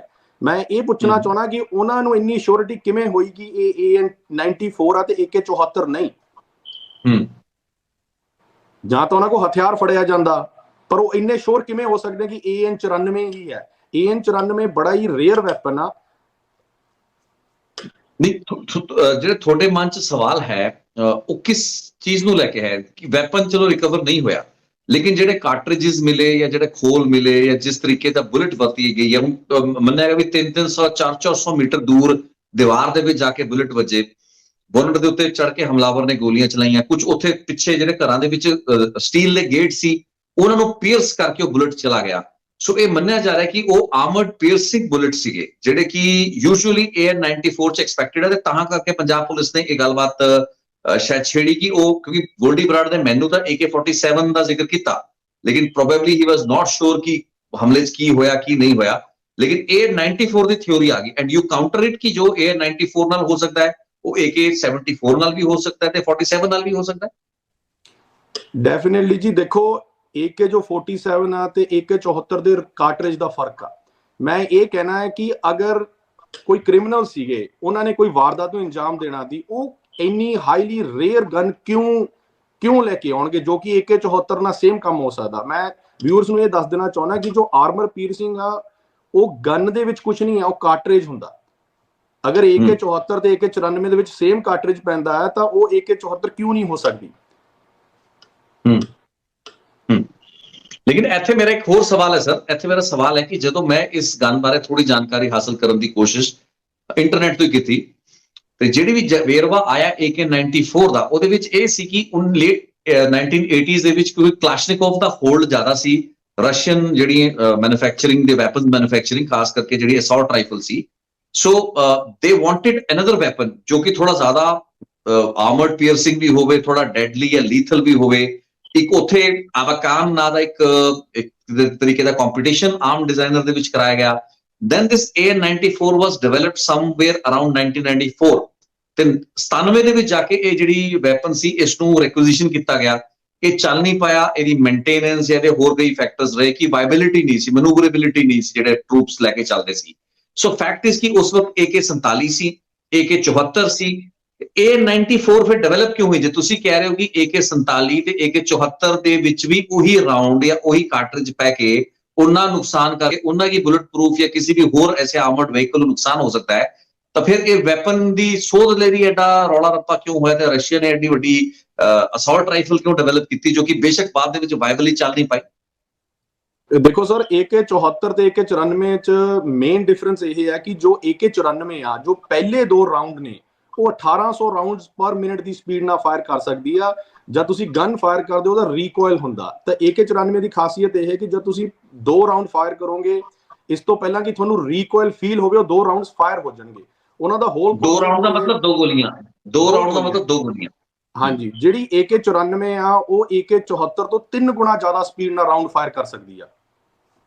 ਨਾਰਮਲ AK-74 ਦੀ ਜਿਹੜੀ ਸਪੀਡ ਆ ਉਹ ਹੈਗੀ 600 ਰਾਉਂਡਸ ਪਰ ਮਿੰਟ, ਤੇ ਜਿਹੜੀ AK-94 ਆ ਉਹ 1800 ਰਾਉਂਡਸ ਪਰ ਮਿੰਟ ਜਿਹੜੇ ਪਹਿਲੇ 2 ਰਾਉਂਡ ਫਾਇਰ ਕਰ ਸਕਦੀ ਹੈ। ਉਸ ਤੋਂ ਬਾਅਦ ਉਹਦਾ ਰੇਟ ਡ੍ਰੌਪ ਹੋ ਕੇ 600 ਰਾਉਂਡਸ ਪਰ ਮਿੰਟ ਤੇ ਆ ਜਾਂਦਾ। ਸੋ ਉਹਨਾਂ ਦਾ ਇਹ ਮੇਨ ਕਨਸੈਪਟ ਸੀ ਜਦ ਉਹਨਾਂ ਨੇ ਡਿਵੈਲਪ ਕੀਤੀ, ਉਹਦੇ ਮਤਲਬ ਬਹੁਤ ਹੀ ਜ਼ਿਆਦਾ ਉਹਨਾਂ ਨੇ ਕੰਪਲੈਕਸ ਬਣਾਤਾ ਹੈ ਕਿ ਜੋ ਉਹ ਆਊਟਪੁੱਟ ਲੈਣਾ ਚਾਹੁੰਦੇ ਸੀ, ਜਿਸ ਕੀਮਤ ਤੇ ਆਊਟਪੁੱਟ ਸੀ ਉਹਦਾ ਵਰਥ ਨਹੀਂ ਸੀਗਾ। ਤੇ ਜਿੰਨੀ ਵੀ ਤੁਸੀਂ ਕਹਿੰਦਾ ਕੋਸ਼ਿਸ਼ ਕਰੋਗੇ ਜਿੰਨੀ ਵੀ ਆਊਟਪੁੱਟ ਸੀ ਉਹ ਪਹਿਲੇ 2 ਰਾਉਂਡ ਲਈ ਸੀ, ਯਾਨੀ ਕਿ 2 ਬਿਲਕੁਲ ਰਾਉਂਡ ਦੀ ਸਪੀਡ 1800 ਹੈ, ਅਦਰਵਾਈਜ਼ ਉਸ ਤੋਂ ਬਾਅਦ ਉਹਨੇ ਘਟਦੇ 600 ਤੇ ਆ ਜਾਣਾ and it is at par with 47 and 74, right? ਬਿਲਕੁਲ ਜੀ। So that's why it was not ਮਤਲਬ ਪਪੂਲਰ ਨਹੀਂ ਹੋ ਪਾਈ। ਦੇਖੋ ਜੀ ਜਿੰਨੇ ਵੈਪਨਸ ਨੇ ਜਿੰਨਾ ਤੁਸੀਂ ਇਹਨਾਂ ਨੂੰ ਕੰਪਲੈਕਸ ਕਰ ਦਿੰਦੇ ਹੋ, ਜਿਹੜਾ ਐਵਰੇਜ ਸੋਲਜਰ ਆ ਉਹ ਕੰਪਲੈਕਸਿਟੀ 'ਚ ਕੋਈ ਨਾ ਕੋਈ if something can go wrong it will go wrong. ਤੁਸੀਂ ਚਾਹੇ ਰਸ਼ੀਆ ਦੇਖ ਲਓ, ਚਾਹੇ ਇਜ਼ਰਾਈਲ ਦੇਖ ਲਓ, ਚਾਹੇ ਯੂਐਸ ਦੇਖ ਲਓ, ਜਿਹੜੇ ਇਹਨਾਂ ਦੇ ਵੈਪਨਸ ਨੇ ਉਹ ਸਿੰਪਲ ਨੇ। ਤੇ ਜਿਹੜੀ AN-94 ਆ ਹਾਈਲੀ ਕੰਪਲੈਕਸ ਸਿਸਟਮ ਸੀਗਾ ਕਿ ਜਿਹੜੇ ਜਦ ਗਨ ਫਾਇਰ ਹੁੰਦੀ ਆ ਤਾਂ ਬੇਸਿਕਲੀ ਜਿਹੜਾ ਬੋਲਟ ਪਿੱਛੇ ਆ ਕੇ ਵੱਜਦਾ ਉਹਦੇ ਨਾਲ ਰੀਕੋਇਲ ਝਟਕਾ ਲੱਗਦਾ, ਰੀਕੋਇਲ ਨੂੰ ਝਟਕਾ ਕਹਿੰਦੇ, ਉਹ ਮੂਵ ਹੁੰਦੀ ਆ। AN-94 ਇੰਨੀ ਸਪੀਡ ਨਾਲ ਫਾਇਰ ਕਰਦੀ ਆ ਪਹਿਲੇ 2 ਰਾਉਂਡ ਕਿ ਤੁਹਾਨੂੰ ਝਟਕਾ ਲੱਗਣ ਤੋਂ ਪਹਿਲਾਂ ਹੀ 2 ਰਾਉਂਡ ਫਾਇਰ ਹੋ ਜਾਂਦੇ ਆ। ਇਹ ਖਾਸੀਅਤ ਸੀਗੀ, ਪਰ ਉਹਦੀ ਪ੍ਰਾਈਸ ਵੀ 3 ਗੁਣਾ ਜ਼ਿਆਦਾ ਸੀ, ਕੰਪਲੈਕਸਿਟੀ ਵੀ ਜ਼ਿਆਦਾ ਸੀ। ਜਿਹੜਾ ਇੱਕ ਆਮ ਸੋਲਜਰ ਆ ਜਿਹਨੂੰ ਸਪੈਸ਼ਲ ਆਪਰੇਸ਼ਨਸ ਦੀ ਨੌਲੇਜ ਨਹੀਂ ਆ, ਉਹਦੇ ਲਈ ਅਗਰ ਤੁਸੀਂ ਉਹਨੂੰ ਕੋਈ ਕੰਪਲੈਕਸ ਵੈਪਨ ਦੋਗੇ, ਹਾਈ ਚਾਂਸ ਆ ਕਿ ਲੜਾਈ ਦੇ ਦੌਰਾਨ ਕੋਈ ਨਾ ਕੋਈ ਉਸ ਤੋਂ ਗਲਤੀ ਹੋਏਗੀ। ਇਸ ਸਥਿਤੀ ਦੇ ਵਿੱਚ ਜੋ ਆਪਾਂ ਦੇਖਿਆ ਮਾਨਸੇ ਦੇ ਵਿੱਚ ਜੋ ਘਟਨਾ ਵਾਪਰਦੀ ਹੈ, ਉਹਦੇ ਵਿੱਚ ਤੁਸੀਂ ਜੋ ਵੀ ਵੀਡੀਓਜ਼ ਆਏ, ਤੁਸੀਂ ਅਲੱਗ-ਅਲੱਗ ਰਿਪੋਰਟਸ ਵੇਖ ਰਹੇ ਹੋ, ਤੁਹਾਡੇ ਹਿਸਾਬ ਨਾਲ ਕੀ ਹੋਇਆ ਹੈ? And was there an assault rifle involved? Assault rifle involve ਸੀ ਜੋ ਤੁਸੀਂ ਬੁਲਟ CCTV ਕੈਮਰੇ ਦੇ ਵਿੱਚ ਜੋ ਫਾਇਰਿੰਗ ਹੁੰਦੀ ਵੇਖੀ ਹੈ, ਕੋਈ 30 ਰਾਉਂਡ ਕਹਿ ਰਿਹਾ, ਕੋਈ 40 ਰਾਉਂਡ ਕਹਿ ਰਿਹਾ ਫਾਇਰ ਹੋਏ, ਸੋ ਉਹ ਤੁਸੀਂ ਤੁਹਾਨੂੰ ਦੇਖ ਕੇ ਕੀ ਨਜ਼ਰ ਆ ਰਿਹਾ, ਸਮਝ ਕੇ ਆ ਰਿਹਾ? ਦੇਖੋ ਸਰ, ਮੀਡੀਆ ਦੀ ਰਿਪੋਰਟਸ ਜੋ ਮੈਂ ਵੀਡੀਓਜ਼ ਦੇਖੀਆਂ ਨੇ, ਮੇਰੇ ਹਿਸਾਬ ਨਾਲ ਫੁੱਲ ਆਟੋ ਫਾਇਰ ਨਹੀਂ ਹੋਈ। ਸੈਮੀ ਆਟੋ ਤੇ ਫੁੱਲ ਆਟੋ 'ਚ ਇੱਕ ਡਿਸਟਿੰਗੁਇਸ਼ਡ ਸਾਊਂਡ ਆ। ਜੋ ਵੀ ਕੋਈ ਫੁੱਲ ਆਟੋ ਫਾਇਰ ਕਰਦਾ ਉਹ ਦੱਸ ਸਕਦਾ ਕਿ ਫੁੱਲ ਆਟੋ ਫਾਇਰ ਹੋਈ ਕਿ ਨਹੀਂ। ਉਹ ਸਾਊਂਡ ਦੇ ਹਿਸਾਬ ਨਾਲ ਤਾਂ ਇਹੀ ਲੱਗ ਰਿਹਾ ਹੈ ਕਿ ਸੈਮੀ ਆਟੋ ਸਟਾਈਲ ਕੋਈ ਰਾਈਫਲ ਫਾਇਰ ਹੋ ਰਹੀ ਆ। ਹੁਣ ਪਤਾ ਨਹੀਂ ਉਹ ਕੀ ਫਾਇਰ ਹੋ ਰਹੀ ਆ, ਬਟ ਡੈਫੀਨਿਟਲੀ ਫੁੱਲ ਆਟੋ ਨਹੀਂ ਹੈ। ਇਹ ਤਾਂ ਫੈਕਟ ਹੈ ਕਿ ਫੁੱਲ ਆਟੋ ਦੀ ਤਾਂ ਲੋੜ ਤਾਂ ਫੁੱਲ ਆਟੋ ਦੀ ਲੋੜ ਕਿਸ ਸਿਚੁਏਸ਼ਨ 'ਚ ਪੈਣੀ ਸੀ? ਕਿਉਂਕਿ ਰੌਲਾ ਇਹ ਹੈਗਾ, ਜਿਹੜਾ ਕੁਐਸਚਨ ਆ ਰਿਹਾ ਹੈ ਕਿ ਵੀ ਜੀ ਰੈਕੀ ਹੋ ਗਈ, ਉਹ ਇੱਕ ਥਾਰ ਗੱਡੀ ਦੇ ਵਿੱਚ ਸੀ, ਆਪਣੀ ਬੁਲਟ ਪ੍ਰੂਫ ਗੱਡੀ ਦੇ ਵਿੱਚ ਨਹੀਂ ਸੀ। ਹੁਣ ਪੁਆਇੰਟ ਇਹ ਇੱਥੇ ਕੁਐਸਚਨ ਮੇਰਾ ਤੁਹਾਨੂੰ ਇਹ ਹੈ, ਕਿਉਂਕਿ ਤੁਸੀਂ ਆਰਮਾਮੈਂਟਸ ਨੂੰ ਹੈਂਡਲ ਕਰਦੇ ਹੋ, ਜੇ ਉਹ ਬੁਲਟ ਪ੍ਰੂਫ ਗੱਡੀ 'ਚ ਹੁੰਦੇ ਜਾਂ ਉਹਨਾਂ ਦੇ ਨਾਲ ਕਮਾਂਡੋਜ਼ ਹੁੰਦੇ, ਫਿਰ ਜੇ AN-94 ਹੁੰਦੀ ਜਾਂ AK-74 ਜਾਂ 47 ਹੁੰਦੀ, ਉਹਦੀ ਵਰਤੋਂ ਕਿਵੇਂ ਕੀਤੀ ਜਾਣੀ ਸੀ? ਦੇਖੋ ਜੀ, ਮੈਂ ਤਾਂ ਇਹ ਕਹਿਣਾ ਵੀ ਕੋਈ ਵੀ ਕ੍ਰਿਮੀਨਲ ਆ, ਜੇ ਉਹਦੇ ਕੋਲ ਫੁੱਲ ਆਟੋ ਆ, ਸੈਮੀ ਆਟੋ ਮੋਡ 'ਚ ਨਹੀਂ ਪਾਏਗਾ। ਜੇ ਤੁਹਾਡੀ ਗੱਡੀ 200 ਦੀ ਸਪੀਡ ਤੇ ਭੱਜ ਸਕਦੀ ਹੈ, ਤੁਸੀਂ ਉਹਦੇ ਤੇ ਕੋਈ ਲਿਮਿਟਰ ਨਹੀਂ ਲਾਓਗੇ, ਤੁਸੀਂ ਫੁੱਲ ਆਟੋ ਮੋਡ 'ਚ ਹੀ ਰੱਖੋਗੇ ਤਾਂ ਕਿ ਤੁਹਾਡੇ ਕੋਲ ਐਡਵਾਂਟੇਜ ਹੋਵੇ। ਅਗਰ ਤੁਸੀਂ ਜ਼ਿਆਦਾ ਰਾਉਂਡਸ ਡੰਪ ਕਰਨੇ, ਤੁਸੀਂ ਡੰਪ ਕਰ ਸਕੋ। ਅਗਰ ਮੂਸੇਵਾਲਾ ਸਾਹਿਬ ਕੋਲ ਬੁਲਟ ਪ੍ਰੂਫ ਗੱਡੀ ਹੁੰਦੀ ਤੇ ਆਪਾਂ ਇੱਕ ਹਾਈਪੋਥੈਟੀਕਲ ਸਿਨੈਰੀਓ ਲਾ ਕੇ ਚੱਲਦੇ ਹਾਂ ਕਿ ਉਹਨਾਂ ਦੀ ਗੱਡੀ 7.62/39 ਜਾਂ SLR ਦੇ ਰਾਉਂਡ ਤੱਕ ਬੁਲਟ ਪ੍ਰੂਫ ਹੁੰਦੀ, ਤਾਂ ਮੂਸੇਵਾਲਾ ਸਾਹਿਬ ਦੇ ਜਿਹੜੇ ਪਹਿਲੇ 5-10 ਰਾਉਂਡ ਨੇ ਉਹ ਪੈਨੀਟ੍ਰੇਟ ਨਾ ਕਰਦੇ। ਸ਼ਾਇਦ ਉਨੇ ਸਮੇਂ 'ਚ ਕਮਾਂਡੋਜ਼ ਉੱਤਰ ਕੇ ਜਵਾਬੀ ਫਾਇਰ ਦਿੰਦੇ। ਦੇਖੋ ਜੀ, AK-47 'ਚ ਜਿਹੜਾ ਕਾਰਟ੍ਰਿਜ ਪੈਂਦਾ ਉਹਨੂੰ ਕਹਿੰਦੇ ਆ 7.62/39। ਵੀਅਤਨਾਮ ਵਾਰ ਦੇ ਅੰਦਰ ਜਦ ਰਸ਼ੀਆ ਨੇ ਅਮਰੀਕਾ ਦੀ 223 ਜਾਂ 556 ਫੜਿਆ, ਉਸ ਸਮੇਂ ਉਹਨਾਂ ਨੇ ਕਾਰਟ੍ਰਿਜ ਬਣਾਇਆ 5.45/39, ਜਿਹੜਾ AK-74 ਤੇ AK-94 'ਚ ਪੈਂਦਾ। AK-74 ਤੇ AK-94 ਦਾ ਰਾਉਂਡ ਤੁਸੀਂ ਇੰਟਰਚੇਂਜ ਕਰ ਸਕਦੇ ਹੋ। AK-47 ਵਾਲਾ ਰਾਉਂਡ ਨਾ AK-74 'ਚ ਪਏਗਾ, ਨਾ AK-94 'ਚ ਪਏਗਾ। which means what ਕਿ ਤੁਹਾਡੇ ਕੋਲ ਜ਼ਿਆਦਾ ਪੋਸਿਬਿਲਿਟੀ ਕੀ ਸੀ? ਜੇ ਤੁਸੀਂ ਇੱਕ ਆਰਮਰਡ ਵਹੀਕਲ ਯਾਨੀ ਕਿ ਇੱਕ ਬੁਲਟ ਪ੍ਰੂਫ ਵਹੀਕਲ ਨੂੰ ਟਾਰਗੇਟ ਕਰਨਾ ਹੈ, ਜੋ ਕਿ ਇਹਨਾਂ ਗੈਂਗਸਟਰਾਂ ਦੀ ਮਾਨਸਿਕਤਾ ਹੋ ਸਕਦੀ ਹੈ, ਕਿਉਂਕਿ ਮੈਂ ਇਸ ਚੀਜ਼ ਨੂੰ ਨਹੀਂ ਰਿਲਾਈ ਕਰਦਾ ਜਾਂ ਮੰਨਦਾ ਕਿ ਇਹਨਾਂ ਕੋਲ ਕੋਈ ਐਸੀ ਸਪੈਸੀਫਿਕ ਇਨਪੁਟ ਰਹੀ ਵੀ ਹੋ ਸਕਦੀ ਹੈ, ਅੰਦਰੋਂ ਘਰ ਦਾ ਭੇਦੀ ਲੰਕਾ ਢਾਏ ਤੇ ਉਹ ਇਨਪੁਟ ਮਿਲ ਵੀ ਸਕਦੀ ਹੈ। ਲੇਕਿਨ ਜੇ ਇਹਨਾਂ ਨੇ ਹਮਲਾ ਕੁਝ ਦਿਨਾਂ, ਇਹਨਾਂ ਕੋਲ ਸਪੈਨ ਕਾਫੀ ਘੱਟ ਸੀ ਹਮਲਾ ਕਰਨ ਲਈ, ਟੂ ਦ ਐਕਸਟੈਂਟ ਕਿ ਸਿੱਧੂ ਮੂਸੇਵਾਲਾ ਹੋਣਾ ਨੇ ਫਲਾਈ ਆਫ ਕਰਨਾ ਸੀ, ਕੈਨੇਡਾ ਅਮਰੀਕਾ ਜਾਣਾ ਸੀ, so they wanted to achieve something. So the fact is ਕਿ ਇਹ ਬਹੁਤ ਘੱਟ ਸਮੇਂ ਦੇ ਵਿੱਚ ਕਰਨਾ ਚਾਹੁੰਦੇ ਸੀ ਤੇ ਬੁਲਟ ਪ੍ਰੂਫ ਦੇ ਉੱਤੇ ਕਰਨਾ ਚਾਹੁੰਦੇ ਸੀ ਜੇ ਲੋੜ ਪੈਂਦੀ, ਲੇਕਿਨ ਉਹ ਲੋੜ ਹੀ ਨਹੀਂ ਪਈ। ਹੀ ਵਾਸ ਸੋ ਅਨਗਾਰਡਡ ਕਿ ਉਹ ਤਾਂ ਬਿਨਾ ਗਨਮੈਨ ਤੇ ਬਿਨਾ ਬੁਲਟ ਪ੍ਰੂਫ ਦੇ ਸੀ। So had that been a situation ਕਿ ਜੇ ਵੈਲ ਗਾਰਡਡ ਹੁੰਦੇ, even then any assault rifle would have mattered? ਦੇਖੋ ਜੀ, ਜੋ ਮੈਂ ਵੀਡੀਓਜ਼ ਦੇਖੀਆਂ ਨੇ, ਜੋ ਮੂਸੇਵਾਲਾ ਸਾਹਿਬ ਦੀ ਥਾਰ ਆ, ਉਹਦੇ ਅਗਰ ਬੋਨਟ ਤੇ ਤੁਸੀਂ ਜੋ ਐਂਟਰੀ ਦੇਖ ਰਹੇ ਹੋ, ਉਹ 7.62 ਜਾਂ ਉਹ SLR ਜਾਂ ਉਹ AK-74 ਦੇ ਨਹੀਂ ਲੱਗਦੇ। ਉਹ ਜਿਵੇਂ ਮੈਨੂੰ ਲੱਗ ਰਿਹਾ ਕਿ ਕੋਈ 50 ਕੈਲੀਬਰ ਸਟਾਈਲ ਕੋਈ ਰਾਈਫਲ ਫਾਇਰ ਹੋਈ ਆ। ਅਗਰ ਤੁਸੀਂ 50 BMG ਕਹਿ ਦਿੰਦੇ ਆ, ਉਹ ਬੇਸਿਕਲੀ ਰਾਉਂਡ ਇੰਨਾ ਪਾਵਰਫੁਲ ਹੈ ਕਿ ਉਹ ਗੱਡੀ ਦੇ ਬੋਨਟ ਚੋਂ ਵੀ ਨਿਕਲ ਕੇ, ਮਤਲਬ it will even go through people. ਤੇ ਜਿਹੜੀ AK-74 ਆ ਜਾਂ AK-47 ਆ ਜਾਂ AK-94 ਆ, ਉਹਦਾ ਰਾਉਂਡ, ਬੋਨਟ ਵਾਲਾ ਰਾਉਂਡ ਉਹਦਾ ਲੱਗ ਹੀ ਨਹੀਂ ਰਿਹਾ ਹੈਗਾ। ਮਤਲਬ ਜਿਹੜਾ ਤੁਸੀਂ ਐਂਟਰੀ ਦੇਖ ਸਕਦੇ ਹੋ ਬਹੁਤ ਬੜੀ ਐਂਟਰੀ, ਉਹ ਕਿਸੇ ਬੜੇ ਕਾਰਟ੍ਰਿਜ ਤੋਂ ਫਾਇਰ ਹੋਇਆ। ਇਹਦਾ ਮਤਲਬ ਕੀ ਹੋਇਆ ਬੜੇ ਕਾਰਟ੍ਰਿਜ? ਹਾਈ ਚਾਂਸ ਹੈ ਕਿ 50 BMG ਐਸੇ, ਮਤਲਬ ਮੈਂ ਉਰੇ ਜਿਵੇਂ ਅਸੀਂ ਕਦੇ ਟੈਸਟਿੰਗ ਕਰਦੇ ਆ, ਇੰਨਾ ਬੜਾ ਹੋਲ 50 BMG ਹੀ ਕਰ ਸਕਦੀ ਆ। 50 BMG ਇੱਕ ਬੜਾ ਹੀ ਡੈਡਲੀ ਕਾਰਟ੍ਰਿਜ ਆ। ਉਹਦੇ ਵਿੱਚ ਕਈ ਵੈਰਾਈਟੀਆਂ ਆਉਂਦੀਆਂ, ਉਹਦੇ ਵਿੱਚ ਆਰਮਰ ਪੀਅਰਸਿੰਗ ਆਉਂਦਾ, ਉਹਦੇ ਵਿੱਚ ਇਨਸੈਂਡੀਅਰੀ ਆਉਂਦੇ ਨੇ। ਹੁਣ ਆਪਾਂ ਇੰਡੀਆ ਦੇ ਨਾਲ ਪਾਕਿਸਤਾਨ ਲੱਗਦਾ, ਪਾਕਿਸਤਾਨ ਦੇ ਨਾਲ ਅਫਗਾਨਿਸਤਾਨ ਲੱਗਦਾ। US 20 ਸਾਲ ਅਫਗਾਨਿਸਤਾਨ 'ਚ ਰਿਹਾ, ਜਦੋਂ ਨਿਕਲੇ ਨੇ ਉਹਨਾਂ ਨੇ ਆਪਣੇ ਸਾਰੇ ਵੈਪਨ ਅਫਗਾਨਿਸਤਾਨ 'ਚ ਛੱਡਤੇ। There is a high possibility कि अफगानिस्तान चो कुछ पाकिस्तान च आया होवे ते पाकिस्तान चो कुछ बॉर्डर क्रॉस कीता होवे। अगर वो क्रिमिनल्स नूं पता सी कि मूसेवाला साहब कोल बुलेट प्रूफ कार आ, अगर वो इन्नी प्रिपरेशन च आए सीगे तां वो कोई बड़ा कार्ट्रिज लेके आए होने आ, शायद उन्हां को 50 BMG होवे। ये एक इन्वेस्टिगेशन दा मैटर आ, पर वो होल देख के नहीं लग रहा कि वो AK-74 आ। नहीं, ये BMG भी एक्सप्लेन करो, it is a machine gun, वो भी थोड़ा जिहा एक्सप्लेन कर दो।